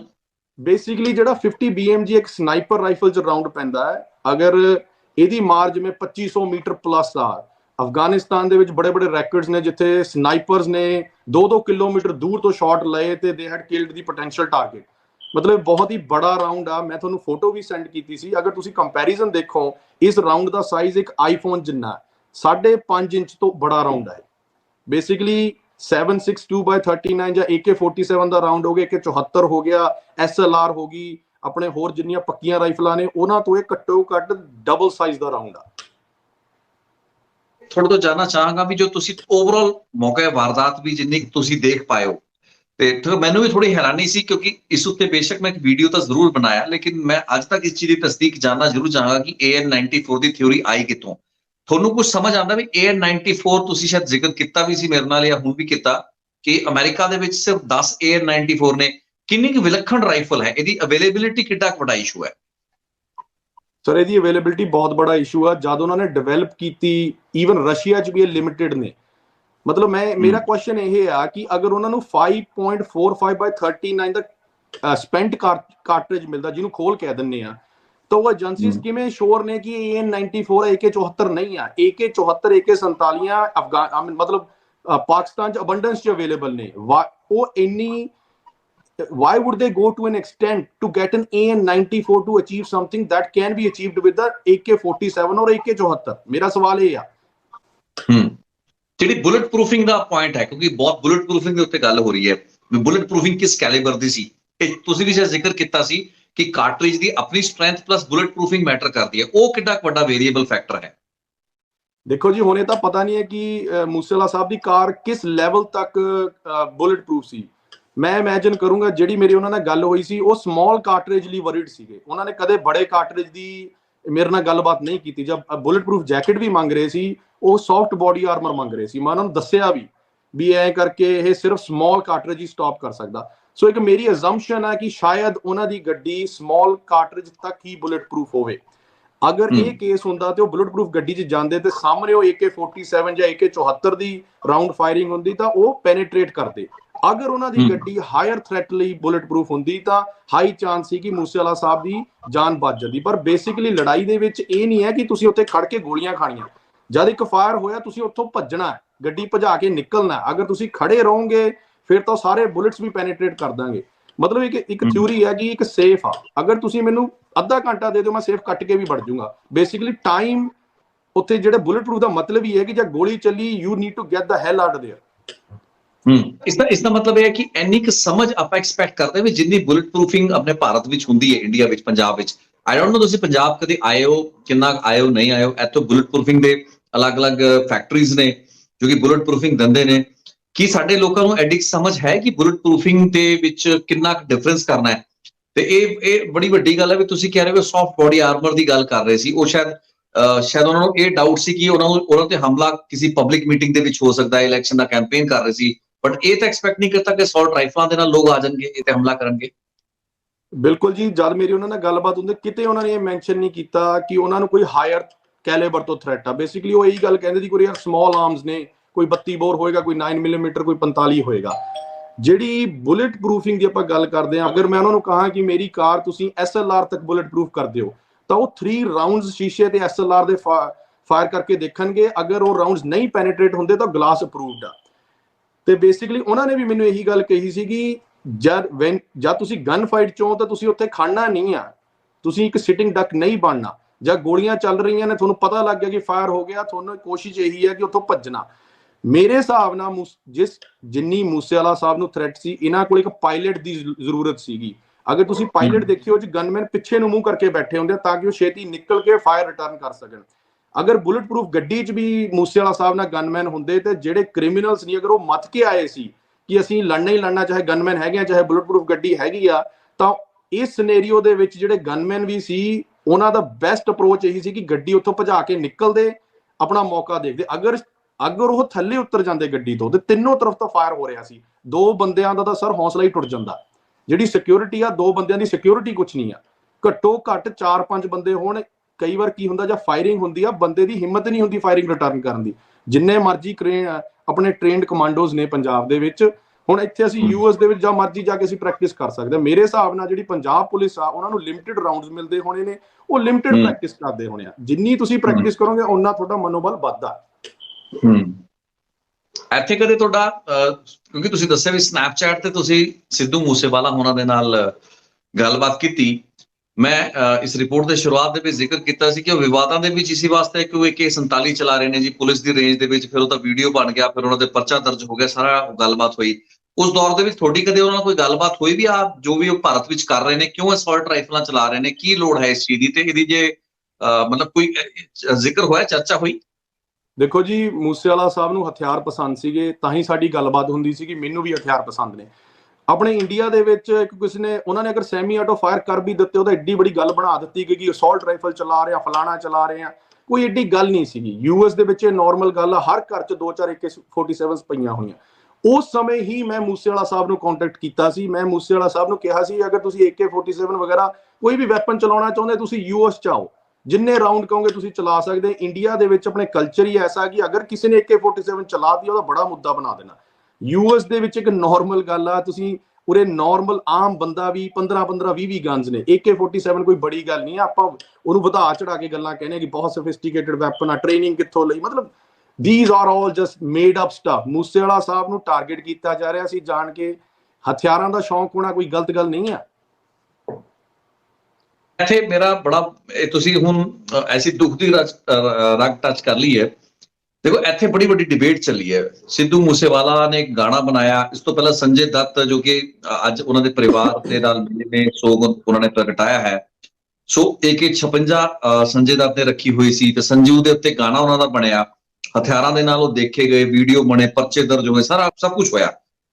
ਸ੍ਰੀ ਅਕਾਲ ਤਖਤ ਸਾਹਿਬ ਦੇ ਜਥੇਦਾਰ ਸਾਹਿਬ ਨੇ ਵੀ ਲਾਇਸੈਂਸੀ ਹਥਿਆਰ ਰੱਖਣ ਦੀ ਗੱਲ ਕਹੀ ਹੈ। ਸੋ ਆ ਜਿਹੜਾ ਅਮਰੀਕਾ ਦੇ ਵਿੱਚ ਦਿਨ ਹਰ ਚੌਥੇ ਦਿਨ ਹੀ ਖਬਰ ਆ ਜਾਂਦੀ ਹੈ, ਮੈਸ ਸ਼ੂਟਿੰਗਸ ਹੋਈਆਂ, ਅੱਜ 15 ਮਰ ਗਏ, ਅੱਜ 4 ਮਰ ਗਏ, ਅੱਜ 18 ਮਰ ਗਏ, ਬਹੁਤ ਘਟਨਾਵਾਂ ਹੁੰਦੀਆਂ ਨੇ। ਇੱਕ ਜਸਟੀਫਿਕੇਸ਼ਨ ਹੈ ਵੀ ਹਥਿਆਰ ਨਾ ਰੱਖੋ, ਹਥਿਆਰ ਖਤਰਨਾਕ ਨੇ, ਲੇਕਿਨ ਅਮਰੀਕਾ ਦੇ ਵਿੱਚ ਇਸ ਚੀਜ਼ ਉੱਤੇ ਰੋਕ ਨਹੀਂ ਲੱਗ ਰਹੀ। ਮੰਨਿਆ ਜਾ ਰਿਹਾ ਕਿ ਹਥਿਆਰਾਂ ਦੀ ਲੌਬੀ, ਵੈਪਨਸ ਲੌਬੀ ਬਹੁਤ ਸਟਰੋਂਗ ਹੈ, ਇੰਡਸਟਰੀ ਬਹੁਤ ਸਟਰੋਂਗ ਹੈ। ਤੁਸੀਂ ਵੀ ਉਹ ਇੰਡਸਟਰੀ ਦੇ ਵਿੱਚੋਂ ਹੋ, ਤੁਸੀਂ ਇਸ ਹਥਿਆਰਾਂ ਦੇ ਇਸ਼ੂ ਨੂੰ ਫਿਲੋਸੋਫਿਕਲੀ, ਕਨਸੈਪਚੁਅਲੀ ਕਿਵੇਂ ਵੇਖਦੇ ਹੋ? ਦੇਖੋ ਜੀ, ਪਹਿਲਾਂ ਤਾਂ ਮੈਂ ਜਥੇਦਾਰ ਸਾਹਿਬ ਦੇ ਇਸ ਬਿਆਨ ਦਾ ਸਵਾਗਤ ਕਰਦਾ। ਕਿਸੇ ਜ਼ਮਾਨੇ 'ਚ ਲੋਕ ਗੱਡਿਆਂ ਤੇ, ਕਾਰਾਂ ਤੇ, ਸਕੂਟਰਾਂ ਤੇ ਆਉਂਦੇ ਸੀ, ਹੁਣ ਗੱਡੀਆਂ ਮਾਡਰਨਾਈਜ਼ ਹੋ ਗਈਆਂ। ਉਸ ਹਿਸਾਬ ਨਾਲ ਸਾਰਿਆਂ ਨੂੰ ਆਪਾਂ ਅਗਰ ਹਥਿਆਰ ਰੱਖਦੇ ਤਾਂ ਮਾਡਰਨ ਹਥਿਆਰ ਰੱਖਣੇ ਚਾਹੀਦੇ ਨੇ, ਸਮੇਂ ਦੀ ਲੋੜ ਹੈ। ਤੇ ਅਗਰ ਹੁਣ ਆਪਾਂ ਉਰੇ ਸਕੂਲ ਸ਼ੂਟਿੰਗਸ ਦੀ ਗੱਲ ਕਰ ਲਈ, ਯੂਐਸ ਦੇ ਵਿੱਚ 2 ਲੌਬੀਜ਼ ਨੇ, ਇੱਕ ਪ੍ਰੋ ਗਨ ਨੇ, ਇੱਕ ਐਂਟੀ ਗਨ ਨੇ। ਜਿਹੜੇ ਐਂਟੀ ਗਨ ਨੇ, ਤੁਸੀਂ ਕੁਝ ਮਰਜ਼ੀ ਗੱਲ ਕਰ ਲਿਓ, ਉਹਨਾਂ ਦਾ ਇੱਕ ਮਕਸਦ ਆ ਸਾਰੀਆਂ ਗਨਸ ਲੈਣੀਆਂ। ਹੁਣ ਮੈਂ ਇਹ ਸਵਾਲ ਪੁੱਛਣਾ ਚਾਹੁੰਦਾ ਕਿ ਅਗਰ ਇਹ ਯੂਕਰੇਨ ਨੂੰ $18 ਬਿਲੀਅਨ ਦੇ ਸਕਦੇ ਨੇ, ਕੀ ਇਹ ਸਕੂਲ ਦੇ ਬਾਹਰ 4 ਪੁਲਿਸ ਵਾਲੇ ਨਹੀਂ ਲਾ ਸਕਦੇ? ਇਹਨਾਂ ਦੀ ਸਰਕਾਰੀ ਦਫ਼ਤਰ ਦੇਖ ਲਿਓ, ਸਾਰੇ ਤੇ ਮੈਟਲ ਡਿਟੈਕਟਰ ਲੱਗਿਆ, ਸਭ ਤੇ ਪੁਲਿਸ ਲੱਗੀ ਆ। ਇੱਥੇ ਵੀ ਪੋਲਿਟਿਕਸ ਕੀਤੀ ਜਾ ਰਹੀ ਹੈ ਗਨਸ ਦੇ ਇਸ਼ੂ ਤੇ। ਕੋਈ ਵੀ ਗੱਲ ਵਾਰਦਾਤ ਹੁੰਦੀ ਹੈ, ਗਨਸ ਤੇ ਸਿੱਟ ਦਿੰਦੇ ਨੇ। ਮੇਨ ਮੁੱਦੇ ਤੋਂ ਧਿਆਨ ਭਟਕਾਉਣ ਦਾ ਇੱਕ ਇਹ ਤਰੀਕਾ ਪੰਜਾਬ ਦੇ ਇਹ ਚੀਜ਼ ਤੁਸੀਂ ਇਸ ਵਾਸਤੇ ਤਾਂ ਨਹੀਂ ਕਹਿ ਰਹੇ ਕਿ ਤੁਸੀਂ ਖੁਦ ਹੀ ਗਨ ਮੈਨੂਫੈਕਚਰ ਹੋ, ਤੁਸੀਂ ਟ੍ਰੇਡ ਹੋ, ਟ੍ਰੇਡ ਦੇ ਵਿੱਚ ਹੋ, ਟ੍ਰੇਡ ਦੇ ਲਾਭ ਹੈ ਤੁਹਾਨੂੰ, ਤੁਹਾਡਾ ਦਾ ਵੈਸਟਡ ਇੰਟਰਸਟ ਹੋ ਗਿਆ। ਸੋ ਲੇਕਿਨ ਅਦਰਵਾਈਜ਼ ਗਨ ਕਲਚਰ ਨੂੰ ਤਾਂ ਸਾਡੇ ਤੇ ਬਹੁਤ ਮੰਦੀ ਨਜ਼ਰ ਨਾਲ ਵੇਖਿਆ ਜਾਂਦਾ ਹੈ। ਤੁਸੀਂ ਮੈਨੂੰ ਇਹ ਦੱਸੋ ਕਿ ਜਿਹੜੀ ਪੁਲਿਸ ਤਾਂ ਵਾਰਦਾਤ ਹੋਣ ਤੋਂ ਬਾਅਦ ਆਉਂਦੀ ਆ, ਉਹਨੂੰ ਰਿਸਪੌਂਡਰ ਕਹਿੰਦੇ ਆ। ਮੌਕਾ ਹੀ ਵਾਰਦਾਤ ਤੇ ਤੁਸੀਂ ਆਪਣੀ ਹਿਫਾਜ਼ਤ ਆਪ ਹੀ ਕਰੋਗੇ ਨਾ। ਹੁਣ ਇੱਕ ਜ਼ਿਲ੍ਹੇ ਦਾ ਆਪਾਂ ਲਾ ਲਈਏ, ਜ਼ਿਲ੍ਹੇ 'ਚ ਹੁਣ ਸ਼ਾਇਦ ਲੱਖ ਲੋਕ ਹੋਣਗੇ, 100 ਪੁਲਿਸ ਵਾਲੇ ਹਰ ਟਾਈਮ ਕਿੱਥੇ ਹੋ ਸਕਦੇ ਨੇ। ਮੌਕੇ ਤੇ ਤੁਸੀਂ ਆਪਣੀ ਹਿਫਾਜ਼ਤ ਆਪ ਕਰ ਸਕਦੇ ਹੋ। ਪੁਲਿਸ ਸਿਰਫ ਰਿਸਪੌਂਡ ਕਰਦੀ ਹੈ ਇਵੈਂਟ ਨੂੰ। ਜਦ ਕੋਈ ਵਾਰਦਾਤ ਹੋ ਜਾਂਦੀ ਹੈ, ਉਹ ਜਦ ਆਉਂਦੀ ਆ। ਪੰਜਾਬ ਪੁਲਿਸ ਤਾਂ ਆਪਣੇ ਮਸ਼ਹੂਰ ਆ ਕਿ ਬਈ ਘੰਟੇ 'ਚ ਵੀ ਆ ਜਾਵੇ, ਬਹੁਤ ਬੜੀ ਗੱਲ ਆ। ਗੋਲੀ ਤਾਂ So 30 ਤੁਸੀਂ ਸੈਕਿੰਡ ਦੇ ਅੰਦਰ ਚੱਲ ਜਾਂਦੀ ਆ। ਸੋ ਬੇਸਿਕਲੀ ਤੁਸੀਂ ਇਹ ਮੰਨਦੇ ਹੋ ਕਿ ਜਿਹੜੀ ਗੱਲਾਂ ਬਾਤਾਂ ਗਨਸ ਦੇ ਨਾਲ ਰਿਲੇਟਡ ਨੇ, ਸਾਡੇ ਬੇਸਿਕਲੀ ਸਟੀਰੀਓਟਾਈਪਸ ਨੇ ਵੀ ਨਸ਼ਿਆਂ ਦੀ ਗੱਲ ਕਰ ਲਈਏ, ਗਨਸ ਨੂੰ ਲੈ ਕੇ ਇੱਕ ਨਸ਼ੇ ਦਾ ਚਲੋ ਇੱਕ ਵੱਖਰਾ ਕਨਸੈਪਟ ਹੈ, ਲੇਕਿਨ ਗਨਸ ਨੂੰ ਲੈ ਕੇ ਬੜਾ ਐਲਰਜੀ ਹੈ ਸਾਡੇ ਇੱਥੇ, ਸਿਸਟਮ ਦੇ ਵਿੱਚ ਐਲਰਜੀ ਹੈ, ਬੜਾ ਸਾਡਾ ਅਲਾਰਮਿਸਟ ਐਟੀਟਿਊਡ ਹੈ ਗਨਸ ਨੂੰ ਲੈ ਕੇ। ਲੇਕਿਨ ਅਮਰੀਕਾ ਤੋਂ ਸਾਨੂੰ ਸਿੱਖਣ ਦੀ ਲੋੜ ਹੈ, ਉੱਥੇ ਦੀ ਮੈਸ ਸ਼ੂਟਿੰਗਸ ਨੂੰ ਦੇਖ ਕੇ ਸਾਨੂੰ ਉਸ ਤੋਂ ਡਰਨ ਦੀ ਲੋੜ ਹੈ, ਆਪਣੇ ਸਮਾਜ ਦੇ ਵਿੱਚ ਕੀ ਸੇਧ ਦੇਣ ਦੀ ਲੋੜ ਹੈ। ਐਜ਼ ਏ ਗਨ ਮੈਨੂਫੈਕਚਰਰ ਆਈ ਨੋ ਕਿ ਤੁਸੀਂ ਆਪਣੀ ਇੰਡਸਟਰੀ ਦਾ ਪੱਖ ਪੂਰਨਾ ਹੈ, ਲੇਕਿਨ ਇਸ ਐਗਜ਼ਾਮਪਲ ਤੋਂ ਸਿੱਧੂ ਮੂਸੇਵਾਲਾ ਹੋਣਾ ਦੀ ਹੱਤਿਆ ਤੋਂ ਬਾਅਦ ਆਪਾਂ do we need to change the way we look at our guns and the gun culture, or the need to defend ourselves through armed weapons? ਦੇਖੋ ਜੀ, ਗਨਸ ਰੱਖਣੀਆਂ ਕੋਈ ਗਲਤ ਗੱਲ ਨਹੀਂ। ਆਪਾਂ ਇੰਗਲੈਂਡ ਦੀ ਇੱਕ ਐਗਜ਼ਾਮਪਲ ਲਗਾ ਲੈਂਦੇ ਹਾਂ। ਇੰਗਲੈਂਡ ਦੇ ਵਿੱਚ ਉਹਨਾਂ ਨੇ ਪਿਸਟਲਸ ਰਾਈਫਲਸ ਬੈਨ ਕਰਤੀਆਂ। ਹੁਣ ਉਹ ਕਹਿੰਦੇ ਵੀ ਅਸੀਂ ਨਾਈਫਸ ਬੈਨ ਕਰ ਦੇਣੇ। ਕ੍ਰਾਈਮ ਨੇ ਕਦੇ ਨਹੀਂ ਘਟਣਾ ਹੈਗਾ। ਜਿਹੜਾ ਕ੍ਰਿਮੀਨਲ ਆ ਉਹਨੂੰ ਗਨ ਲੈ ਲਓਗੇ, ਉਹ ਗੱਡੀ ਚੜਾ ਦੇਗਾ। ਫਰਾਂਸ ਦੇ ਵਿੱਚ ਇੱਕ ਸਿਚੁਏਸ਼ਨ ਹੋਈ ਜਿੱਥੇ ਇੱਕ ਬੰਦੇ ਨੇ ਗੱਡੀ ਨਾਲ 30-35 ਬੰਦੇ ਮਾਰਤੇ। ਇਹ ਗਨਸ ਦੇ ਤਾਂ ਬਾਰ-ਬਾਰ ਇੱਕ ਬਲੇਮ ਲਾਉਣਾ ਹੈ, ਈਜ਼ੀ ਟਾਰਗੇਟ ਆ। ਬਾਕੀ ਗੱਲ ਇਹ ਹੈ ਕਿ ਮੈਂ ਮੰਨ ਲੈਂਦਾ ਕਿ ਅਸੀਂ ਸਾਰੀਆਂ ਗਨਸ ਛੱਡ ਦਿੰਦੇ ਆ, ਪਰ ਸਾਨੂੰ ਸਰਕਾਰ ਇਸ ਗੱਲ ਦਾ ਯਕੀਨ ਦਿਲਾ ਦੇਵੇ, ਚਾਹੇ ਉਹ ਅਮਰੀਕਾ ਦੀ ਸਰਕਾਰ ਆ, ਚਾਹੇ ਉਹ ਪੰਜਾਬ ਦੀ ਆ ਜਾਂ ਇੰਡੀਆ ਦੀ ਆ, ਕਿ ਅਸੀਂ ਇੱਕ ਆਮ ਬੰਦਾ ਸੇਫ ਆ। ਜਦ ਇਹਨਾਂ ਤੋਂ ਡਰੱਗ ਨਹੀਂ ਰੁਕ ਰਹੇ, ਠੀਕ ਹੈ ਜੀ, ਦਿਨ ਦਿਹਾੜੇ ਲੁੱਟਾਂ ਖੋਹਾਂ ਹੋ ਰਹੀਆਂ ਨੇ, ਤੇ ਆਪ ਤਾਂ ਸਾਰੇ ਇਹ 20-20, 25-25, 30-30 ਕਮਾਂਡੋ ਲੈ ਕੇ ਫਿਰ ਰਹੇ ਆ। ਜਿੰਨੇ ਬੰਦੇ, ਜਿੰਨੀ ਹਾਈ ਸਿਕਿਉਰਿਟੀ, ਉਹ ਦੂਏ ਨੂੰ ਕਹਿੰਦੇ ਨੇ ਕਿ ਤੁਸੀਂ ਗਨਸ ਨਾ ਲੈ ਕੇ ਫਿਰੋ। ਪਹਿਲਾਂ ਮੈਂ ਕਹਿਣਾ ਭਗਵੰਤ ਮਾਨ ਸਾਹਿਬ ਨੂੰ ਵੀ ਇਹ ਐਗਜ਼ਾਮਪਲ ਸੈੱਟ ਕਰਨੀ ਚਾਹੀਦੀ ਹੈ ਕਿ ਆਪਣੀ ਸਿਕਿਉਰਿਟੀ ਘਟਾਓ, ਲੋਕਾਂ ਲਈ ਐਗਜ਼ਾਮਪਲ ਸੈੱਟ ਕਰੋ ਕਿ ਕਿਸੇ ਨੂੰ ਸਿਕਿਉਰਿਟੀ ਦੀ ਲੋੜ ਨਹੀਂ ਹੈ। ਐਸਾ ਮਾਹੌਲ ਬਣਾ ਦਿਓ ਪੰਜਾਬ 'ਚ ਕਿ ਲੋਕਾਂ ਨੂੰ ਗਨਸ ਦੀ ਲੋੜ ਨਾ ਪਵੇ। ਖੈਰ, ਇਹ ਤਾਂ ਤੁਸੀਂ ਬੜੀ ਮੁਸ਼ਕਿਲ ਗੱਲ ਕਹਿਤੀ, ਕਿਉਂਕਿ ਇਹ ਮਾਹੌਲ ਮਤਲਬ ਕਹਿਣ ਦੀਆਂ ਗੱਲਾਂ ਨਹੀਂ, ਲੇਕਿਨ ਮਾਹੌਲ ਕੋਈ ਜ਼ਿਆਦਾ ਚੰਗਾ ਵੀ ਨਹੀਂ ਹੈ। ਤੇ ਜੋ ਕੁਝ ਹੋ ਰਿਹਾ ਹੈ, ਅਨਫੋਰਚੂਨੇਟ ਬਿਟ ਇਜ਼ ਕਿ ਆ ਜਿਹੜੇ ਸਟਾਰ ਮਾਰਕਾ ਵੈਪਨਸ ਨੇ 25-25, 30-30 ਹਜ਼ਾਰ ਰੁਪਏ ਤੁਸੀਂ ਮੱਧ ਪ੍ਰਦੇਸ਼ ਤੋਂ, ਉੱਤਰ ਪ੍ਰਦੇਸ਼ ਤੋਂ ਲੈ ਸਕਦੇ ਹੋ। ਜੇ ਕਿਸੇ ਨੇ ਅਪਰਾਧ ਕਰਨਾ ਉਹਨਾਂ ਦੇ ਨਾਲ ਕਰ ਲੈਣ, ਲੇਕਿਨ ਲਾਇਸੈਂਸ ਵੈਪਨਸ ਨੂੰ ਲੈ ਕੇ ਤੇ ਬੜਾ ਰੌਲਾ ਪਾਇਆ ਜਾਂਦਾ ਹੈ। So that is the unfortunate bit. ਸਾਡਾ ਸਿਸਟਮ ਅਜੇ ਸਮਝ ਨਹੀਂ ਪਾ ਰਿਹਾ ਇਸ ਚੀਜ਼ ਦੀ ਲੋੜ ਨੂੰ, ਜਦੋਂ ਕਿ ਗਰਾਊਂਡ ਰਿਐਲਿਟੀਜ਼ ਕੁਝ ਹੋਰ ਕਹਿ ਰਹੀਆਂ ਨੇ ਇੱਥੇ। ਤੇ ਮੇ ਬੀ ਅਮਰੀਕਾ ਦੇ ਵਿੱਚ ਵੀ ਜਿਹੜੇ ਫਿਲਾਸਫੀ ਹੈ ਗਨਸ ਨੂੰ ਰੱਖਣ ਦੀ, ਇਹਦੀ ਇੱਕ ਬੇਸਿਕ ਫਲਸਫਾ ਹੈ, ਜੋ ਕਿ ਮੈਨੂੰ ਲੱਗਦਾ ਵੀ ਉਹਨਾਂ ਦੀ ਆਪਣੀ ਸਟਰਗਲ ਦੇ ਵਿੱਚ ਉੱਭਰਿਆ ਹੈ। ਬਾਰ-ਬਾਰ ਤੁਹਾਨੂੰ ਇਹ ਗੱਲ ਕਹਿ ਰਹੇ ਆ, ਜਦ ਜਿਹੜਾ ਈਵਲ ਆ, ਠੀਕ ਹੈ ਜੀ, ਜਿਹੜੀ ਬੁਰਾਈ ਆ, ਜਿਹੜਾ ਗਲਤ ਬੰਦਾ, ਮਰਡਰ ਤਾਂ ਪਹਿਲੇ ਦਿਨ ਤੋਂ ਇਲੀਗਲ ਆ। ਜਦ ਸਰਕਾਰਾਂ ਤੋਂ ਡਰੱਗ ਨਹੀਂ ਰੁਕ ਰਹੇ, ਮਰਡਰ ਨਹੀਂ ਰੁਕ ਰਹੇ, ਕੋਈ ਵੀ ਗੱਲ ਹੁੰਦੀ ਹੈ ਗਨਸ ਤੇ ਆ ਕੇ ਪਾ ਦਿੰਦੇ ਨੇ। ਵੈਸੇ ਜੋ ਅਮਰੀਕਾ ਦਾ ਗਨ ਕਲਚਰ ਆ, ਮੈਂ ਤੁਹਾਨੂੰ ਅਮਰੀਕਾ ਦਾ ਥੋੜਾ ਜਿਹਾ ਬੈਕਗਰਾਉਂਡ ਦੇ ਦਿੰਦਾ। ਉਰੇ ਹਰ ਸਟੇਟ ਦੇ ਵਿੱਚ ਥੋੜਾ ਜਿਹਾ ਡਿਫਰੈਂਟ ਰੂਲ ਆ। ਜਿਵੇਂ ਮੈਂ ਵਾਸ਼ਿੰਗਟਨ 'ਚ ਰਹਿਣਾ, ਅਗਰ ਤੁਸੀਂ ਉਰੇ ਪਿਸਟਲ ਜਾਂ ਰਾਈਫਲ ਲੈਣੀ ਆ, ਤੁਹਾਨੂੰ ਕਿਸੇ ਲਾਇਸੈਂਸ ਦੀ ਲੋੜ ਨਹੀਂ ਆ। ਤੁਸੀਂ ਜਾ ਕੇ ਪੈਸੇ ਦਿਓ, 10 ਦਿਨ ਦੀ ਵੇਟਿੰਗ ਕਰਦੇ ਨੇ। ਉਹ FBI ਨੂੰ ਇਨਫੋਰਮੇਸ਼ਨ ਭੇਜਦੇ ਆ ਕਿ ਫਲਾਣਾ ਬੰਦਾ ਫਲਾਣੀ ਰਾਈਫਲ, ਫਲਾਣਾ ਪਿਸਟਲ ਲੈਣਾ ਹੈ। FBI ਅਪਰੂਵ, ਡਿਨਾਈ ਜਾਂ ਡਿਲੇ ਕਰ ਸਕਦੀ ਆ। ਅਗਰ ਤੁਸੀਂ ਅਪਰੂਵ ਹੋ ਗਏ, 10 ਦਿਨ ਬਾਅਦ ਤੁਸੀਂ ਆਪਣਾ ਪਿਸਟਲ ਲੈ ਕੇ ਆ ਸਕਦੇ ਹੋ। ਉਰੇ ਸਿਰਫ ਪਿਸਟਲ ਲੁਕੋ ਕੇ ਰੱਖਣ ਲਈ ਤੁਹਾਡੇ ਕੋਲ ਲਾਇਸੈਂਸ ਚਾਹੀਦਾ। ਜਦ ਤੁਸੀਂ ਕਿਸੇ ਰਾਈਟ ਨੂੰ ਪ੍ਰਿਵਿਲੇਜ ਬਣਾ ਦਿੰਦੇ ਹੋ, ਜਿਵੇਂ ਕਿ ਇੰਡੀਆ, ਉੱਥੇ ਸਿਰਫ ਪਾਵਰਫੁਲ ਲੋਕ, ਪੈਸੇ ਵਾਲੇ ਲੋਕ ਹੀ ਪਿਸਟਲ ਰਾਈਫਲ ਰੱਖ ਸਕਦੇ ਆ। ਆਮ ਬੰਦਾ ਤਾਂ ਵਿਚਾਰਾ ਲੈ ਹੀ ਨਹੀਂ ਸਕਦਾ। ਹੁਣ ਜਿਵੇਂ ਟੈਕਸਸ ਸਟੇਟ ਆ, ਉੱਥੇ ਤਾਂ ਤੁਹਾਨੂੰ ਕੋਈ ਵੇਟਿੰਗ ਵੀ ਨਹੀਂ ਹੈ। ਤੁਸੀਂ ਦੁਕਾਨ 'ਚ ਜਾਓ, ਪੈਸੇ ਦਿਓ, ਆਪਣੀ ਗਨ ਲੈ ਲਓ। ਅਗਰ ਤੁਸੀਂ ਕੰਸੀਲ ਕਰਕੇ ਰੱਖਣਾ, ਕੰਸੀਲਡ ਹੁੰਦਾ ਲੁਕੋ ਕੇ ਰੱਖਣਾ ਕਿ ਦੂਜੇ ਵਾਲੇ ਬੰਦੇ ਨੂੰ ਪਤਾ ਨਹੀਂ ਹੈ ਕਿ ਇਹਦੇ ਕੋਲ ਪਿਸਟਲ ਆ, ਉਸ ਲਈ ਲਾਇਸੈਂਸ ਰਿਕੁਆਇਰ ਕਰਦੇ ਕਈ ਸਟੇਟਸ ਦੇ ਵਿੱਚ। ਤੇ ਟੈਕਸਸ ਦੇ ਵਿੱਚ ਤਾਂ ਇਹਨਾਂ ਨੇ ਓਪਨ ਕੈਰੀ ਕਰਤਾ ਆ ਬੇਸਿਕਲੀ, ਵੀ ਜਿਹੜਾ ਮਰਜ਼ੀ, ਲਾਇਸੈਂਸ ਦੀ ਵੀ ਲੋੜ ਨਹੀਂ ਹੈ, ਤੁਸੀਂ ਪਿਸਟਲ ਜਿੰਨੇ ਮਰਜ਼ੀ ਪਾ ਕੇ ਫਿਰੋ, ਕੋਈ ਲਿਮਿਟ ਨਹੀਂ ਆ। ਕਿਉਂਕਿ ਟੈਕਸਸ ਇੱਕ ਪ੍ਰੋ ਗਨ ਸਟੇਟ ਆ। ਅਮਰੀਕਾ ਦੇ ਵਿੱਚ ਦੋ ਲੌਬੀਜ਼ ਨੇ, ਡੈਮੋਕ੍ਰੈਟਸ ਤੇ ਰਿਪਬਲਿਕਨਸ। ਜਿਹੜੇ ਡੈਮੋਕ੍ਰੈਟਸ ਨੇ ਉਹਨਾਂ ਦਾ ਸਿਰਫ ਇੱਕ ਤੇ ਇੱਕ ਏਜੰਡਾ ਹੈ, ਕੰਟਰੋਲ। ਉਹ ਚਾਹੁੰਦੇ ਨੇ ਕਿ ਕੋਈ ਵੀ ਵਾਰਦਾਤ ਹੋ ਜਾਵੇ, ਉਹਨੂੰ ਯੂਜ਼ ਕਰਕੇ ਗਨਸ ਦੇ ਉੱਤੇ ਬਲੇਮ ਸਿੱਟ ਕੇ ਗਨ ਕੰਟਰੋਲ ਕੀਤਾ ਜਾਵੇ। ਹੁਣ ਤੁਸੀਂ ਇਹ ਦੇਖੋ ਕਿ ਸਟੇਟ ਲੈਵਲ ਤੇ 20,000 ਲਾਜ਼ ਨੇ ਤੇ ਫੈਡਰਲ ਲੈਵਲ ਤੇ 300 ਤੋਂ ਉੱਤੇ ਲਾਜ਼ ਨੇ। ਜਿਹੜਾ ਕ੍ਰਿਮੀਨਲ ਲਾਅ ਤਾਂ ਪਹਿਲੇ ਹੀ ਨਹੀਂ ਫੋਲੋ ਕਰਦਾ। ਜਿੰਨੇ ਮਰਜ਼ੀ ਰੂਲ ਬਣਾ ਲਿਓ, ਚਾਹੇ ਅਮਰੀਕਾ ਚਾਹੇ ਇੰਡੀਆ, ਕ੍ਰਿਮੀਨਲ ਨੇ ਕੋਈ ਰੂਲ ਫੋਲੋ ਨਹੀਂ ਕਰਨਾ। ਇੱਕ ਐਸੀ ਸਥਿਤੀ ਆ ਜਾਣੀ ਹੈ ਜਿੱਦਾਂ ਤੁਸੀਂ ਗਨਸ ਬੈਨ ਕਰ ਦੋਗੇ ਕਿ ਸਿਰਫ ਕ੍ਰਿਮੀਨਲਸ ਕੋ ਗਨਸ ਰਹਿ ਜਾਣੀ ਹੈ। ਜਿਹੜਾ ਲਾਅ ਅਬਾਈਡਿੰਗ ਸਿਟੀਜ਼ਨ ਆ, ਉਹਦੇ ਕੋਲ ਤਾਂ ਰਹਿਣਾ ਹੀ ਕੁਛ ਨਹੀਂ ਆ। ਉਹ ਫਿਰ ਕਿਹਦੇ ਤੇ ਡਿਪੈਂਡ ਕਰੇ, ਪੁਲਿਸ ਨੂੰ ਕਾਲ ਕਰੇ, ਜਾਂ ਕੋਈ ਉਹ ਪਿਸਤੌਲ ਲੈ ਕੇ ਆਉਂਦਾ, ਜਾਂ ਫਿਰ ਉਹ ਹੱਥ ਜੋੜੇ ਪੈਸੇ ਦੇਵੇ, ਜੋ ਕ੍ਰਿਮੀਨਲ ਕਹਿੰਦਾ ਉਹ ਕਰੇ। ਦੇਖੋ ਜੀ, ਸ਼ਸਤਰ ਕੇ ਅਧੀਨ ਹੈ ਰਾਜ, ਇਹ ਗੱਲ ਦਾ ਬੜਾ ਡੀਪ ਮੀਨਿੰਗ ਆ। ਅਗਰ ਵੈਪਨਸ ਦੀ ਇੰਨੀ ਲੋੜ ਨਹੀਂ ਤਾਂ ਆਪਾਂ ਬਾਰਡਰ ਤੇ ਇੰਨੇ ਬੰਦੇ ਕਿਉਂ ਲਾ ਰੱਖੇ ਨੇ ਹਥਿਆਰ ਲੈ ਕੇ? ਠੀਕ ਹੈ ਜੀ, ਜੇ ਵੈਪਨਸ ਦੀ ਲੋੜ ਨਹੀਂ, ਆਪਣੇ ਪੋਲੀਟੀਸ਼ੀਅਨ ਇੰਨੇ ਗਨਮੈਨ ਕਿਉਂ ਲੈ ਕੇ ਫਿਰ ਰਹੇ? ਇਹਨਾਂ ਨੂੰ ਕਿਸ ਗੱਲ ਤੋਂ ਖਤਰਾ? ਲੋਕਾਂ ਨੇ ਇਹਨਾਂ ਨੂੰ ਇੰਨਾ ਬੜਾ ਫਤਵਾ ਦਿੱਤਾ, ਕਿਉਂ ਇਹਨਾਂ ਨੂੰ ਕਿਸ ਗੱਲ ਤੋਂ ਖਤਰਾ ਹੈ ਕਿ 40-40, 50-50 ਬੰਦੇ ਲੈ ਕੇ ਫਿਰ ਰਹੇ ਨੇ?